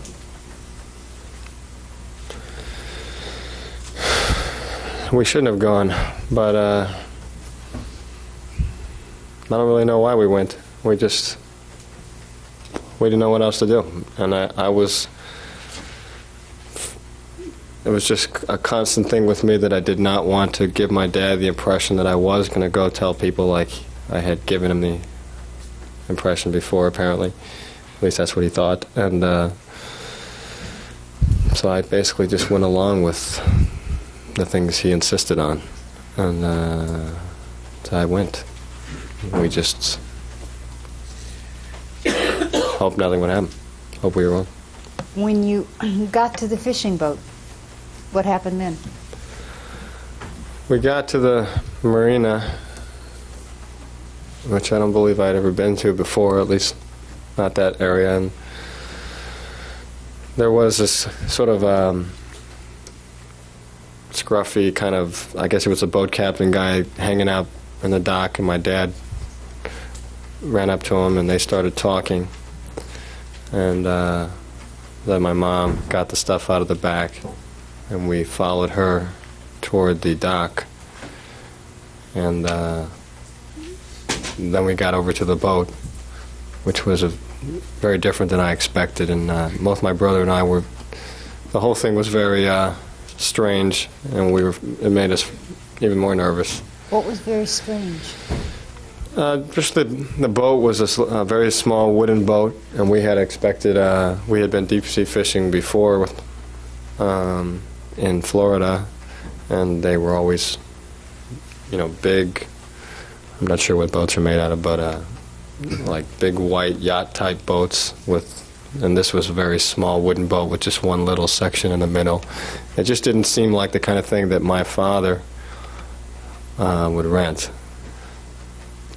to do his deep sea fishing. So I could tell my brother was real nervous, and I just didn't say anything about it. Commented on the size of the boat, something like that, and the captain said something. He seemed all right, the guy, but I figured he was either working for my dad or he wasn't. And so we got on, and we left. And where did you spend your time on that trip? We definitely stayed away from my parents just felt, it sounds stupid, but we felt that at the very least we could jump off if we saw something unusual was going on. And we just tried to do it in a way that didn't look like it was obvious, but that it was difficult for them to get to us. And luckily the boat was designed in a way that you really couldn't get around the side to the front easily. You almost fell off. You had to swing yourself around almost. So we just stayed up there. Up there being? In the front of the boat. And my dad stayed in the back with the captain guy, and my mom was back there. Was your mom in the back with your dad the whole time, or was she? No, Mom was mostly in the middle section, inside. And I wasn't sure what she was doing inside, but she was in there. Was the front of the boat a comfortable place to be? No, I felt, it seemed like you weren't supposed to be in the front of the boat, and which is why we liked being up there, because it was very hard to get to, but it wasn't designed for people to hang out there. And it was a very cold, windy, choppy waters, and the boat sort of bounced along, and water would come up, and it was extremely uncomfortable and freezing. Which was, I was wondering if my dad was going to wonder why we were staying up there when it was clearly freezing and uncomfortable. But we stayed anyway. Did you get wet? Yes. Did you stay up there through the whole trip? Basically the whole trip. We came back when my dad caught the sharks. Why'd you go back when your dad caught the sharks? He told us to come back, and I couldn't refuse. They had caught a shark, so it seemed like legitimate. So we went back, and there was a little shark, and so we did whatever we did with that with Dad and the captain, and I think that's pretty much the only time we went back. My brother might have gone back for something else, maybe to use the restroom or something, but I don't remember. When you went back when your dad caught the shark, was the boat captain there? Yes. Was your mom there? Yes. Were you afraid when you went back? I was afraid the whole trip, but I wasn't particularly afraid about it's. We had caught a shark, and so I wasn't necessarily thinking that there was something going on. But we definitely didn't want to go back. But there was just nothing we could do. If my dad said, "Come on, boys, help with the shark," we were going to have to come. What time did you get back from the fishing trip? I got back around somewhere around midnight. And what did you do then? And my brother and my dad, I think, they went in the house upstairs somewhere, and my brother and I managed to leave in his car and go over to UCLA. And what did you go over to UCLA for? We just wanted to talk, and we had not had a chance to talk really privately except on the boat, and we had no idea what was going to happen on the boat, so we just kind of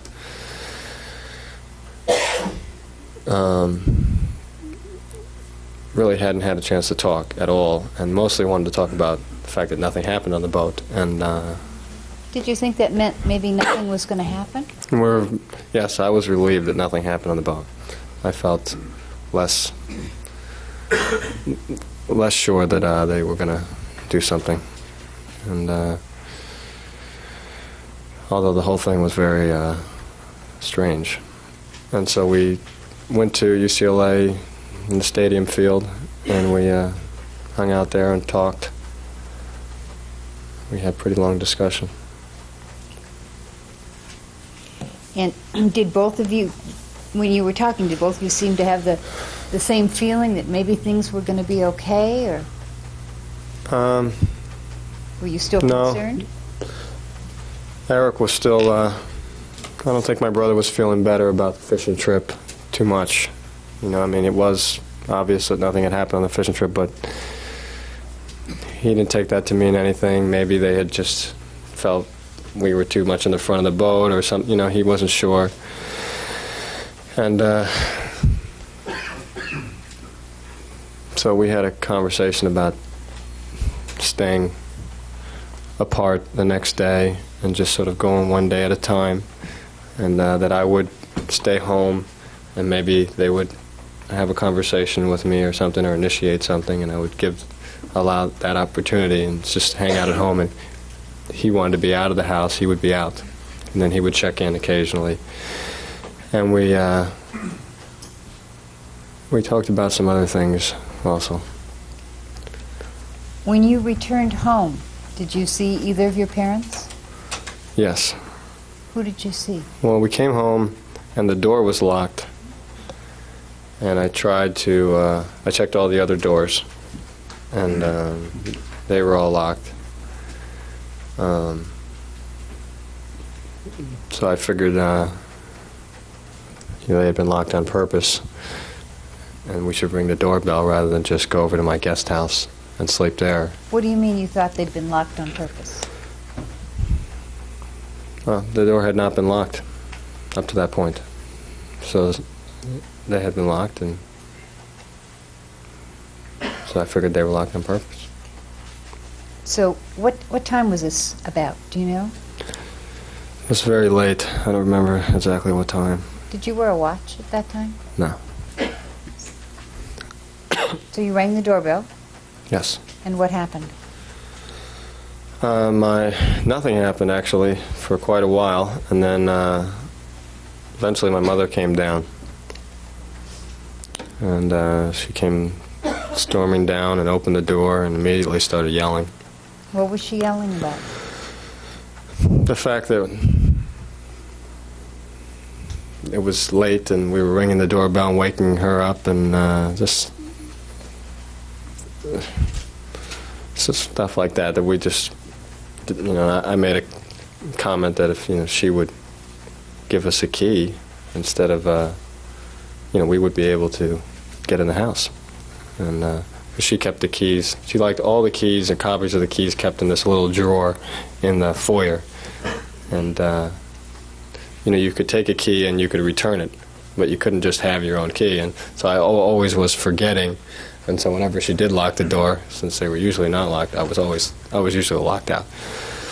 So I said that to her, and she just was furious, and she said a lot of the things that she usually does when she's furious. What things did she say? Did she say? That she hated us, that, we're nothing but a problem in her life, and also that she wished that I was never born. And that's when my brother said something in my defense, and she turned on him. And that's when she made the statement that if he had kept his mouth shut, things might have worked out in this family. And she said it very, in a fury. And as soon as she said that, she said some more stuff afterwards, and I told her, okay, Mom, sorry, and just basically let her win the argument and just, burn out. And she ran upstairs. And my brother and I stepped outside and had a talk by the cars about this statement. About which statement? The one my mom had made. As soon as she made it, my brother and I both felt that she had basically given away what they were doing. Which statement in particular are you referring to? The fact that if he had kept his mouth, she was referring to what he had told me, and that things would have worked out in the family. Did you two talk similar about... to what she said Thursday, but it was kind of different. Did you two talk about what that meant? Yes. And what was that conversation between the two of you? Basically, just that she had given away, something was going to happen, something was planned, and, she hadn't given away how or when, but that they had made the decision. We felt that they had made it, and that my mother, and I figured my mother, if someone was going to give it away, it was going to be my mother, and we felt that she had. So the statement was to Erik, if you had kept your mouth shut, this family would have worked out? Is that the If statement? you had kept your mouth shut, things would have worked out in this family. Okay. Did you, after that conversation with your brother, did you go back and sleep in the guest house that night? Yes.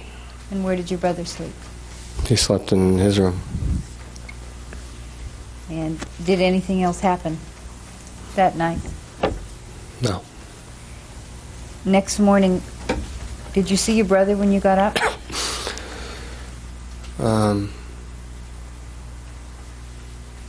I don't think so. I don't remember. What did you do all day Sunday? Well, I hadn't done anything. I had stayed up late again, and I did go to sleep, and I woke up some point in the morning, and I kind of just woke up and went outside to sort of see what was going on. And then I decided not to go into the main house. I stayed in my house. And at some point, my brother showed up mid-afternoon, I believe. Did you, In the mid-afternoon, around then. did you make a call to Perry Berman at some point that day? Yeah, I had called him before my brother had arrived to see if he could go out that night, because that was part of my discussions with my brother, which was that we would try to have as many plans in the evening, especially with other people, as possible, because it was just safer. And then during the days, try to be apart or not there. And so, I called Perry. And, Did you get to talk to him, or? No. I left a message. And during the rest of the, you said your brother checked back in with you at one point during the day? Yes, around the middle of the day.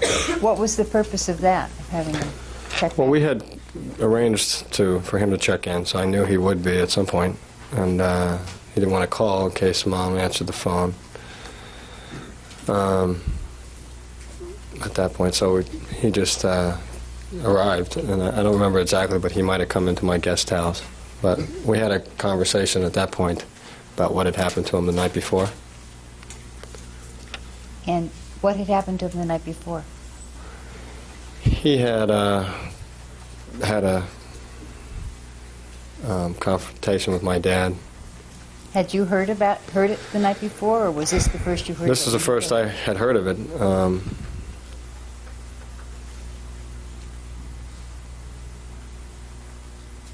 No, that's not the first I've heard of it. I'm confused. He told me in the morning, before he left, we had this conversation. And then he came back in the midday to check on me again. That's the way it happened. Because my dad had tried to get into his room the night before, he said, and had been pounding. At this time, there would be, I want This- them to strike as hearsay. State of mind again, Your Honor. All right, this is not being received for the truth of what was said, just to reflect the state of mind of the witness here. Okay. So Eric told you that He your told me dad that- had tried to get into his room. Right, and he had the door locked, and he told me the whole thing where he was sitting on the bed and he had the gun there, and my dad was pounding on the door and demanding that he open it, and he wasn't going to open it, and he was trembling and he wasn't sure if he was going to shoot Dad through the door or what was going to happen, and that they basically almost had this whole thing happen without me even knowing, and he thought Dad was going to burst in, and he didn't, and he was pretty, really worked up, telling me this whole thing that had happened, and I just couldn't believe it. I believed it, but I just was, amazed. And How did it make you feel when you heard about this?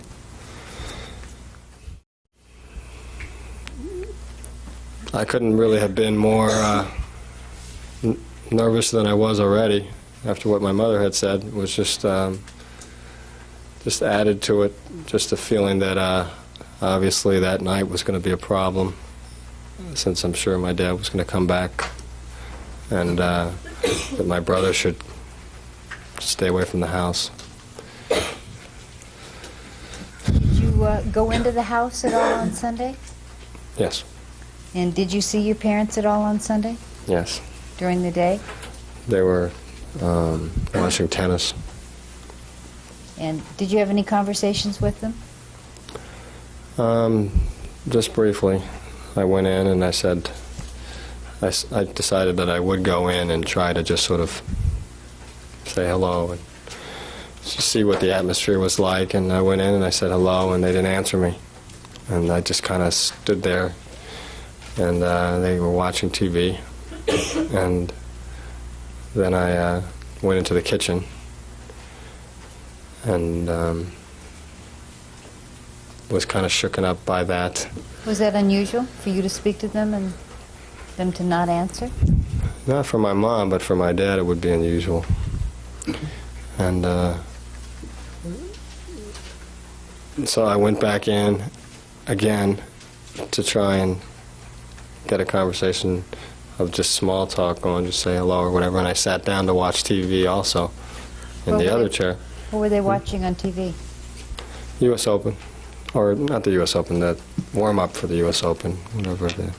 They were watching the top pro tennis tour. I believe it was the tournament before. And I think it was, I'd be guessing, but I think it was Brad Gilbert, but I'm not sure. They were watching tennis. Yes. Okay. So you said you walked back in and sat down? I walked in and I sat down on the little, like at the love seat thing, the other couch. And at some point, I tried to talk to my dad again and asked him about if he had the number to that unarmed arbitrage camp in Marina Del Rey. Why did you ask him about that? Just to get a response. It was making me it was just sort of unbearable not to have them say anything at all, and I was feeling like a ghost, like we were already dead. And so I just wanted to talk. And so he had, in the past, been kind of bugging me to try that camp, and I had not gone to that camp. And so I asked for the number this time, and he said, "What does it matter anymore?" And when he said that, and I just felt there was a problem. Why, when he said, what did you say, why it doesn't matter anymore? Is that what he said? No, he said, "What does it matter anymore?" What does it matter anymore? Why did that have any meaning to you? I mean, you're dead. You're not going to be around to be going to our non-arbitrage camps. And that's the way I took it. You said your brother had checked in at one point in time during the day. Is that correct? Right. Was that before or after the conversations you've just told us about with your Before. parents? When you talked to Mr. Berman, did you call him or did he call you? He called me, and I might have called him. All right. So you had a phone conversation with him. Right. And was there anything unusual about that conversation? No, except that, yeah, there was something unusual, which was that my dad had lied. He had called at some point after I had left a message. Who had called? Perry had called, returning my message, and my dad had lied and said that I was out and that I couldn't do anything that night. Perry had been returning my message about doing something that night. And your dad had told him that you were out? Right. Were you home all day? Yes. So did the fact that your dad had told him that you were out when you were home have any meaning for Oh, you? yes, it had a great meaning. What did it mean to you? I felt that something was going to happen that night, and he wanted me home. So when you talked to Perry, did you make any plans with him? Yes. I planned to, he wanted to go, he was going out to dinner with a friend of his, and then he was going over to something called a Taste of LA. And then he wanted me to come with him. I wasn't going to leave without my brother. And I basically told him my brother wasn't home and I was waiting for Erik, and I would meet him at the Taste of LA at least after dinner. And did you and your brother have plans for that evening? Had you talked about what you were going to do that evening? Yes. Well, we were going to go to the movies. So did you wait for your brother to arrive? Yes. And when did he get back? If you know. Do you know what time it was? It was late. And when Erik came back, did you talk to him about what had happened that day? Yes. We had a real quick conversation. What'd you tell him? I told him what had happened earlier in the day, and I told him about Dad lying about me being home to Perry, and that we had to get out of the house. How were you feeling at that time? I was, the fear was growing, and it just sort of was getting out of control for me, and I was feeling very, like, crumbling. And the night before, after my mom had said that, I felt like things were sort of, I was not in control. I was sort of slipping away, and I was trying to be, I was trying to help my brother by being not as hysterical as he was and trying to say that things were going to be all right, and I was losing that. And especially since my dad had lied about me being home, I felt that something was going to happen Sunday, and I was scared. I wanted to get out of the house. So did you tell your parents you were going to leave? Yes. I went in the house and wanted to tell my mom that we were leaving. And she told me that we couldn't go and to stay there in the house and not go out. And I told her why, and I was supposed to meet someone at the movies, and that I was late, and that we had to leave, and she just had no answer. She was just sort of confused, and I don't think she had expected that I was going out. Was it unusual that your parents would tell you you couldn't go out on a Sunday evening like that? Yes, it would be unusual. Was your brother there when you were having this conversation with your mother? My brother was there at some point Where was this conversation? in the foyer, kind of in between the den and the foyer. Was your dad there? No, but my dad came in as soon as he heard the argument, and he came in and sort of pushed my mom aside a little. And What was your mom acting like at this point in time? Was this her usual rage, or was she calm, or? no, my mom was very sort of real balled up and tense the whole weekend, and you know, I really only had those 2 conversations with her, but very cold, seemed to be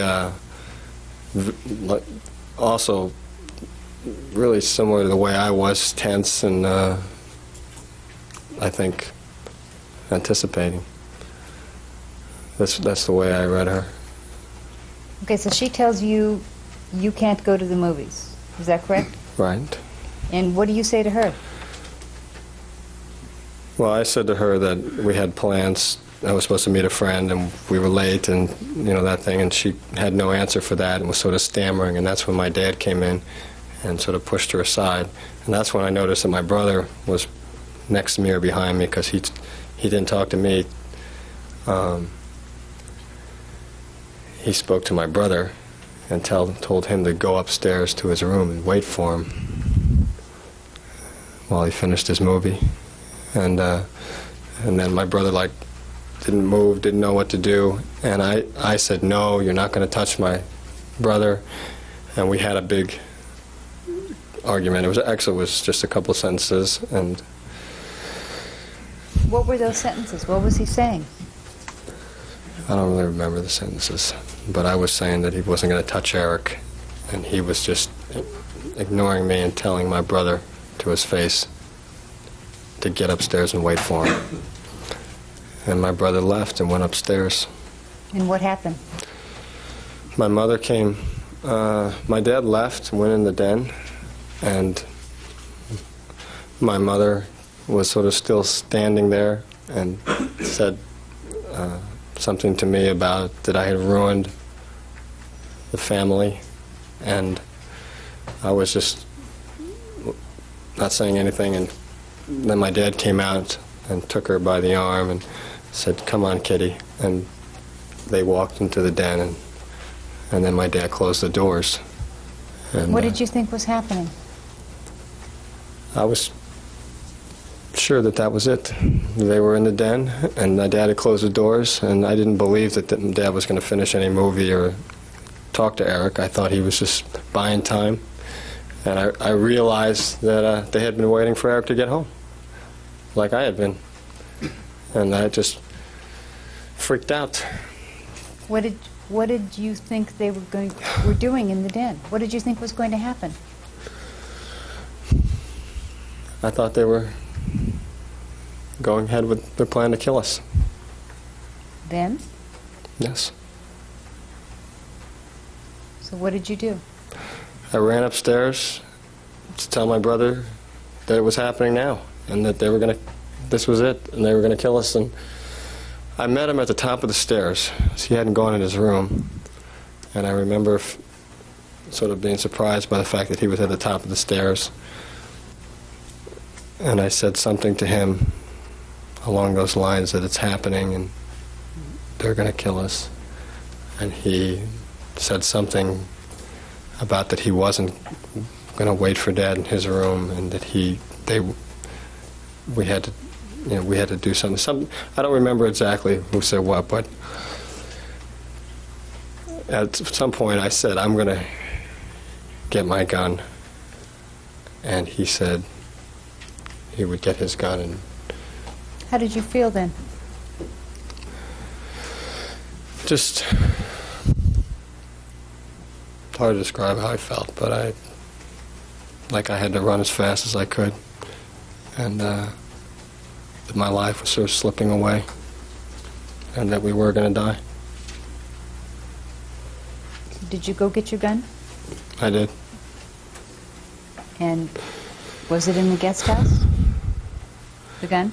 It was in my guest house, and I ran. I got it. And Where I did ran. you go? Huh? Where did you go? I ran to where we had the ammunition Which was where? in my brother's car in the front. Did you see your brother there? Yes, Did you load your gun? we did. Did he load his? Or did you see? I just grabbed a bunch of ammunition out of the box, and I was giving him ammunition, and we were just loading as fast as possible. And Do you remember how many shells you loaded? Do you know? I don't remember. I remember pulling out all kinds of shells and just loading my gun and having shells on me. What did you do then? We went. My brother had, I guess, got outside through the study doors because he ran toward the study window door, and you had to kind of go over this. I think you had to. We went over the little concrete thing. It was over to the side of the door on the left, and we went through that door and we just sprinted to the room, hoping to get there when they were not expecting us. And what did you do? My brother got there first, and we just burst through the doors, and I started firing. Was the room lit? No, Could you see? no, there it was any dark. light? The lights were out, and I remember seeing. I don't remember too well, but I remember seeing a shadow right off to the right, and my brother over to the left. He ran off into that direction, and I started firing immediately in the direction of whoever was standing right there. Was the TV on? Do you remember? Was there any light in the room? The TV, I remember, I found out later that the TV was on. I don't actually remember the TV being on, but there was probably light in the room from the TV. When you started firing, do you remember if your parents were standing or seated, or do you have a clear memory of that? I remember who I realized was my dad at some point, sort of coming forward in my direction. So he was standing, and I remember firing directly at him. I believe he fell back. Was there a lot of firing going on? Yeah, my brother was, I guess, firing, and there was things shattering, and the noise was phenomenal, and we fired lots of, many times, and there were just glass, and you could hear things breaking, and you could hear the ringing noises from the booms, and there was the smoke from the guns, and it was basically just chaos, and I really didn't know who was firing at who and what was going on. I just was doing firing my gun, and that's what I just was trying to think about that and not freezing. Do you remember firing a very close shot at your father?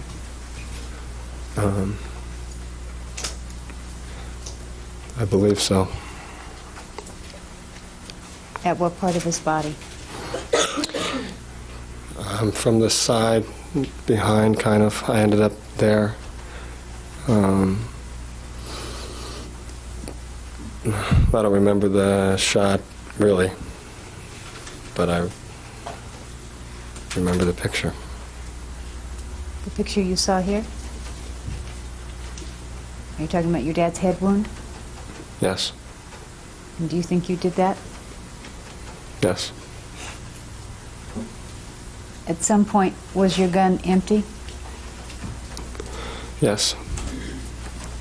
And was there something about your mother that you learned then, either through Erik, or you saw something or heard something?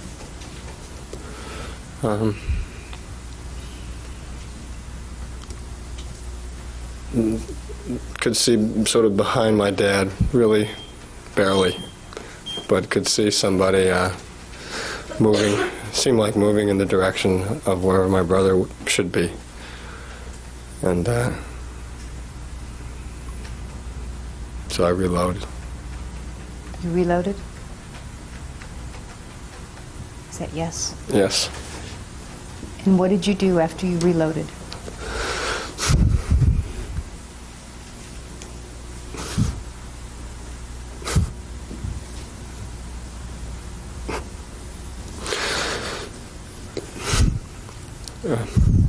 I ran around and shot my mom. Where did you shoot her? I just reached over and I shot her close.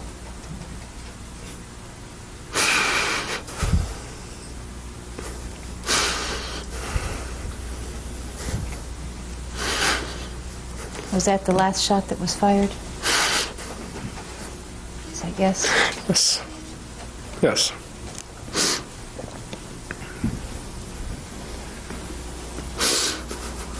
What did you do after that?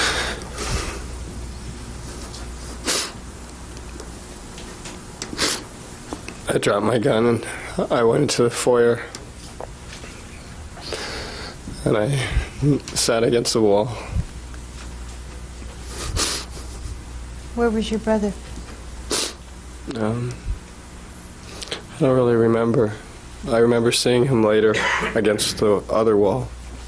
In the foyer? Yes. Did you stay there for a while? We stayed, I'm not exactly sure how long, but I remember thinking that I had to talk to my brother and seeing him and sort of just being against the wall and just not being able to talk to him. Didn't have the energy. And so I don't know exactly how long we were there, but several minutes, and maybe longer. And at some point, were you able to move? Yes. At some point we got up and Were you expecting something to happen? yes. What were you expecting to happen? Well, at that point we knew the police hadn't come, so we weren't expecting anything. We knew- Earlier, had you expected something? When you were Well, sitting there? Yeah, I expected the police. That's what I wanted to talk to my brother about, was the fact that the police were coming. Why did you think the police were coming? Well, obviously the police were going to be there, within a few seconds or however long a time it takes them to get there. And I was afraid to talk to him. I wanted to know what my brother was going to say. Why did you think the police were going to come? Why did I think they were going to come? Because people would call the police, or they would hear the noise themselves.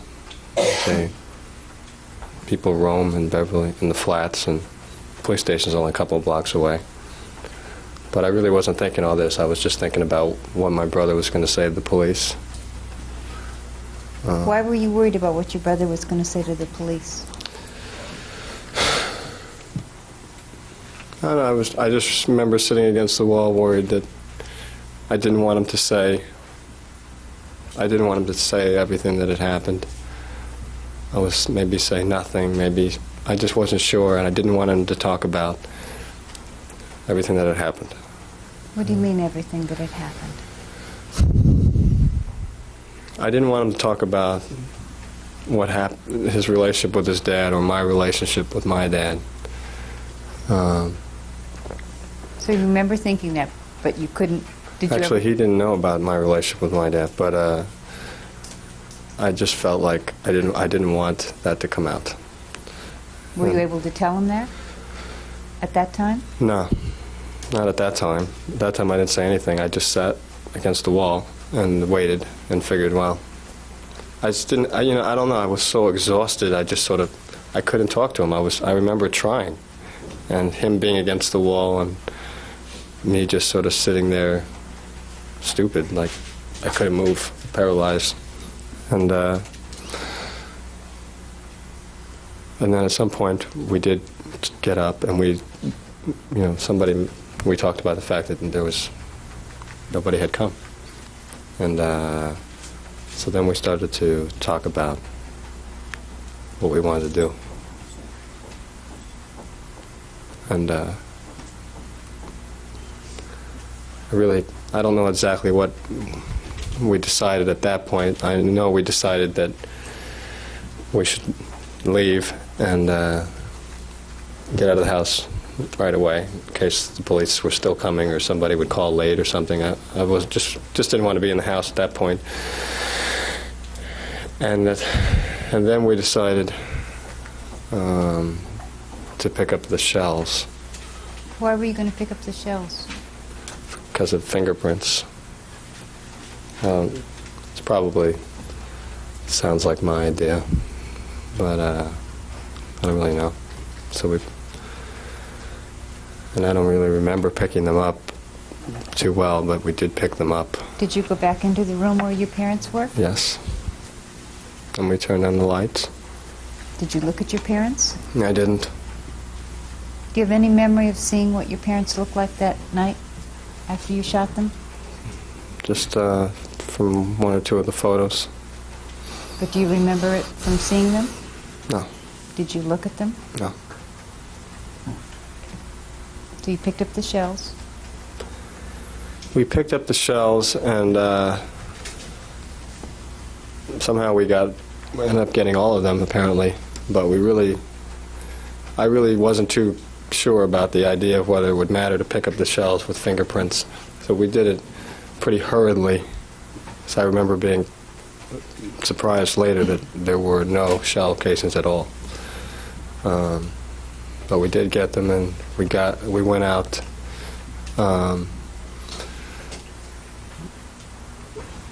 Did you I guess we didn't put them in anything. I guess we just grabbed them, and then we immediately grabbed the guns and left the house out the front and went to my brother's car. And Where did you go from there? from there, the first thing we did was leave and get out of the area. And actually I was driving, I took a right, and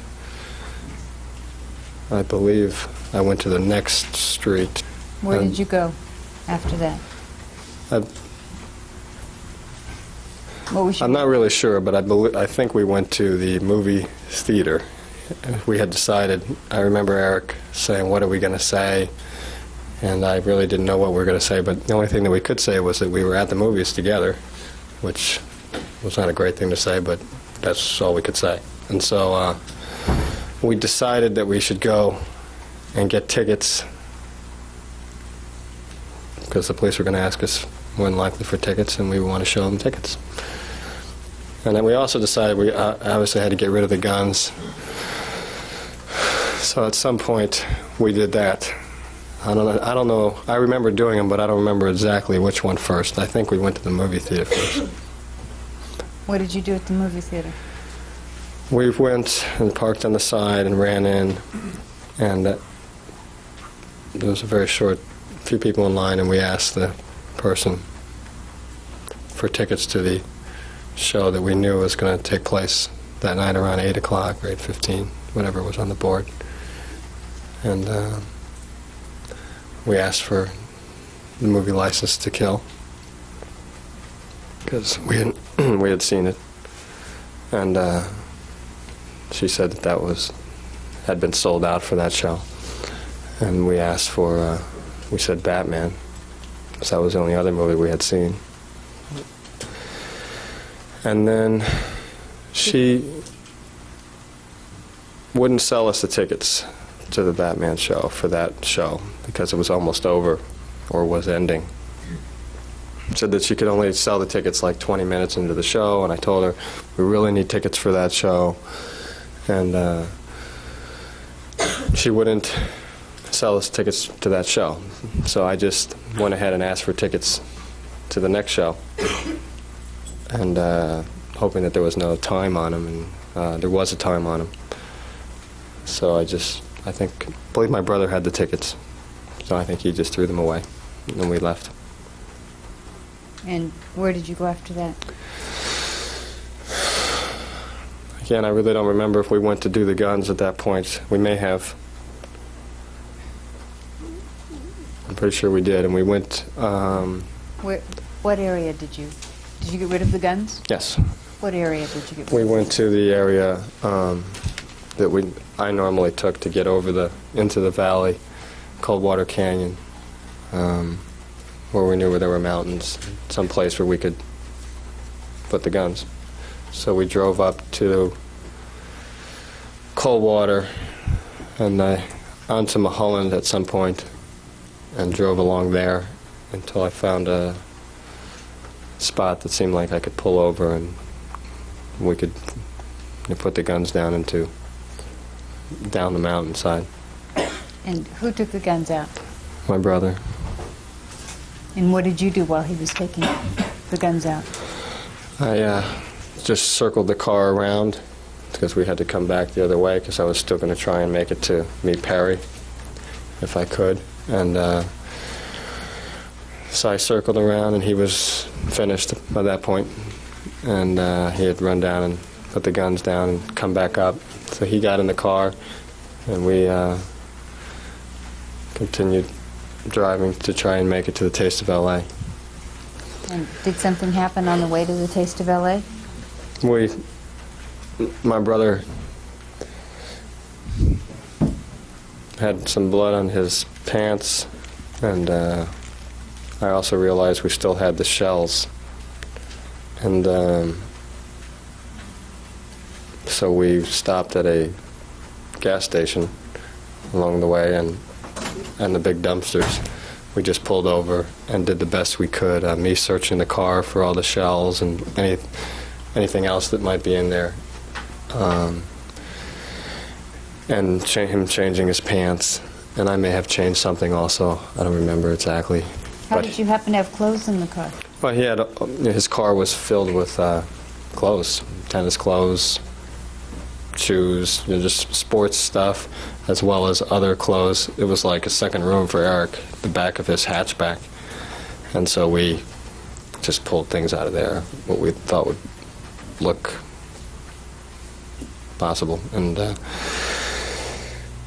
so after we did that as fast as we could, because we were trying to get to meet Perry. How were you feeling at that time? Numb. I was just feeling numb, exhausted, heavy, still in just shock that really that the police hadn't come, and that we were sort of, now this was going on, and trying to think clearly as to, I really felt there was a small chance that they weren't going to figure out what happened. And so, what did you think about what you had done? I didn't really think about it at that point. I was just lost and numb and thinking about what we were doing. Okay. After you changed your clothes, did you then go to the Taste of L.A.? After we changed our clothes, we went straight to the Taste of L.A. We got a little bit lost, but we found it. Who got out of the car when you got there? I got out of the car. How was Erik doing at that point? He was not doing well. When we left the house, I could barely drive his stick shift, and was sort of trembling from just having been in the room, picking up the shells and leaving. And he was in worse shape, really, mostly because he was crying and just saying, oh my God, and shaking. And he was still in pretty bad shape even after we had done the thing at the gas station, and now he was at the Taste of L.A., and I was a little bit concerned that what was going to happen when I found Perry and Erik in the car in that shape. But still, I felt like I wanted to get Perry for some reason. Why did you want to get to Perry? What was so important about that?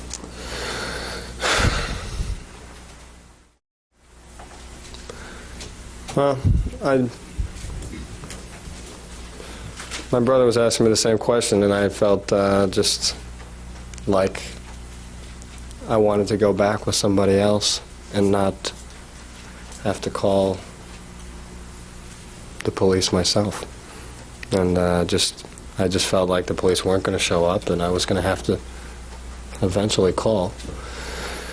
And maybe Perry coming with me would be easier. Easier in what way?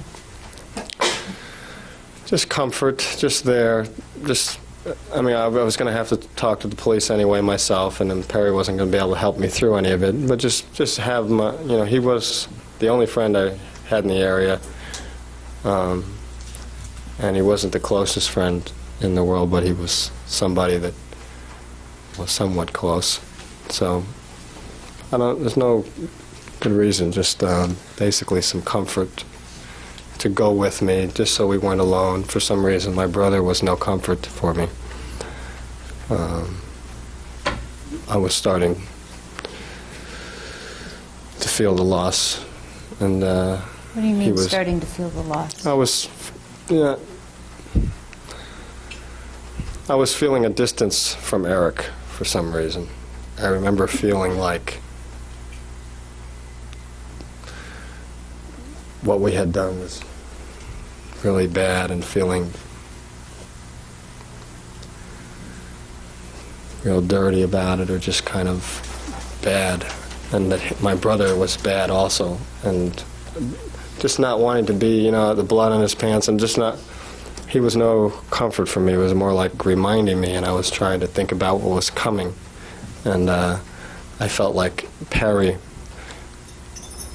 I needed somebody there, and other than my brother, who was really just a mess. And so I went and tried to find him, and he wasn't there. Did you call him? I called him. He wasn't there, and so I called him at his house, and he was at his house, and he said that he had waited and we hadn't shown up, so he left. And I told him I really got to talk to him, and could he meet me somewhere and we could talk. And I believe he suggested that this restaurant in Beverly Hills called the Cheesecake Factory, and I said, okay, that was good, and we would meet him there, and however long it took us to get there. And then I believe I called him again a little bit later. Do you remember for sure whether you called him a second time? Not for sure, but I know that I did. How do you know that you did? Because I've seen the records. But you don't have a clear memory on your own? No. Did you then drive back and meet him at the Cheesecake Factory? No. Why not? Well, we wanted to drive back and meet him at the Cheesecake Factory, but in driving there, I started to lose control of myself, and which was, I was afraid of that was going to happen, and the whole thing was Perry was in the hopes that I could hold it together long enough to be able to meet with Perry and go back to the house, and that was clearly not going to happen. And I was starting to shake, and I may have been crying, I don't remember, but I remember feeling, both with myself and with my brother, there was no way we could meet Perry, and him not know that something terrible had happened. So I didn't want to cancel the idea, so I drove around. I remember driving around for a little while first, and then at some point it was just, we started to fall apart more, and so I said, nothing I could do, I just have to forget about Perry and go in, call the police myself. So did you go back to the house? Is that yes? Yes. Did you go into the house? Yes. Did you go into the room where your parents were? My brother went in the room, and I went in the room and started screaming, and I went in the room to get him and pull him out. And I did pull him out, and I believe I went upstairs to call. You called the police? Call the police. Is that the 911 tape that's been played here in court? Right. And on that tape, you're crying. Yes. Was that real? Yes. Why were you crying? Well, I don't know. That's why I was calling. Was because I was crying, and What were you crying about? I don't know if I was crying before I went in the house or not. If I was just totally shaken, and after I went in the room and my brother's reactions, I don't know. I was crying. And Why? Why? What was upsetting you? Just the shock. Just not believing that this was happening to me, and that my parents were dead, and that I was about to call the police, and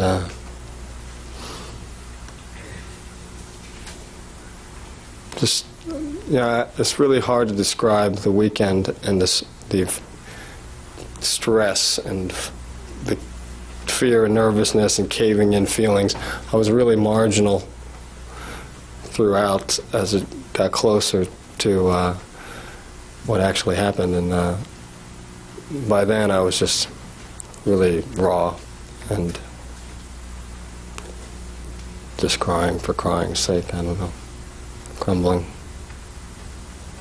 And I remember my brother apparently went back in the room, started screaming again. I was telling him to get out of the room. And you called the police, and then what happened? I called the police, and the lady was...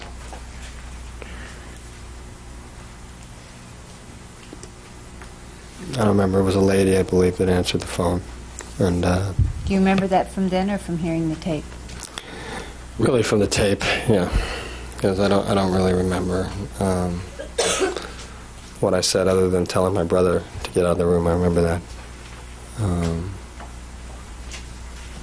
Did the police come then at some point?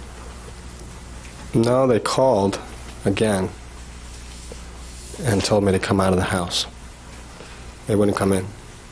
And did you come out of the house? We came out of the house, and they just took over. And at some point, did they take you down to the police station? Yes. Were you interviewed by Sergeant Edmonds? Yes. And did you admit to him that you had killed your parents? No. No. Why not? We had decided before that we wouldn't. Who went in first? My brother. And you had talked about what you were going to tell the police? We had, before I called the police, when we were driving around, and then when we were in the car, I believe it was when we were in the car, I asked him what he was going to do, because he was really hysterical, crying on the ground, rolling around. He was really, I think it was from seeing my parents more than anything. But I asked him what he wanted to do, and something like that, and he's, whether he was going to go ahead with what we had said or whether he was going to tell him, because if he was going to tell him, I didn't want to go in and give this stupid story that, and just, if he was going to tell him, then I wanted to know so that I could tell him also. And he said that he would, no, it's okay, I don't want to tell, we'll just say what we said, we were going to say, something to that effect. And I said, okay, well, I wasn't too sure about whether he was really going to be able to hold it together, so I told him, you just let me know, you try and go in and talk first, and you let me know if it's okay. Did you think he was going to be able to tell these lies? I did not think he was going to be able to. Why? Because he was in very bad shape afterwards, and I was trying to get him to relax and keep him together and not let him know how it was affecting me, and just kind of keep him relaxed, and I couldn't. He was really all over the place, and the police officer there was trying to help us also, and so I really didn't have a lot of faith that he was going to be able to keep the story, but it was such I was just hoping that he would, because I really didn't want to have to talk about it all. And after your brother talked to Sergeant Edmonds, did he say anything to you? My brother? Yes. My brother came out and said it's okay, you can talk to him. And I believe he also came over and said something else. You can, I don't remember exactly, but he whispered something else about that I could stay with what we had talked about. So I did that. And I was nervous going in also, because I figured, these are police officers and they're going to know I'm lying, and I just felt they were going to know. And I had no idea how my brother got through it. So I went in and I talked to him, and he asked me a bunch of questions. And I just tried to, I really wasn't sure what I was saying, but I was answering some of them and trying to keep with the story that we had made up, and also just whatever I could do to make him not think that it was us, basically. At some point you left the police station, is that correct? Yes. And did you realize later that you had left something back at the house or near the house that could show that you were the ones who killed your parents? Yes. Did you return to the house? We returned to the house. The next one, they kept our car and taped it in, which I had felt they were going to do. And just that night I stayed at Mark Heffernan's, and... What time did you go back? I'm not sure, very early in the morning. And did you ask if you could get into your car? Or did you get into your car? No, I didn't ask if I could get into my car. I don't think I got to ask anything. I think they sent us away, or sent me away. I had taken a cab over, I think, yeah. And did you go back again? then I went back again, and somewhere around 8 o'clock or something, when it was a little bit more reasonable time, and then I just sort of said I wanted to get in a few things. I believe I said I wanted to get a few things out of the house, and was trying to find a way to get over to the car to search it myself before they did, because I knew that as soon as I searched the car, I just had a feeling that that was going to be it, because the car was going to have wrappings from when we bought it, or extra shells or whatever. I mean, I just had not had time, or the light even, to search it real well at the gas station. It was kind of like a frenzied thing trying to get to Perry's. Hadn't really thought about it like I did, and then that night I said, I thought we were going to jail. And so I did called you get back into the car? I did. And did you find any other wrappings or shells or anything? The guy let me search the car to just get a few things, and I was able to do a pretty good job. And I did find quite a few things. And did you take them? Yes. And those things were all in the car at the point in time that you called the police the night before? Yes.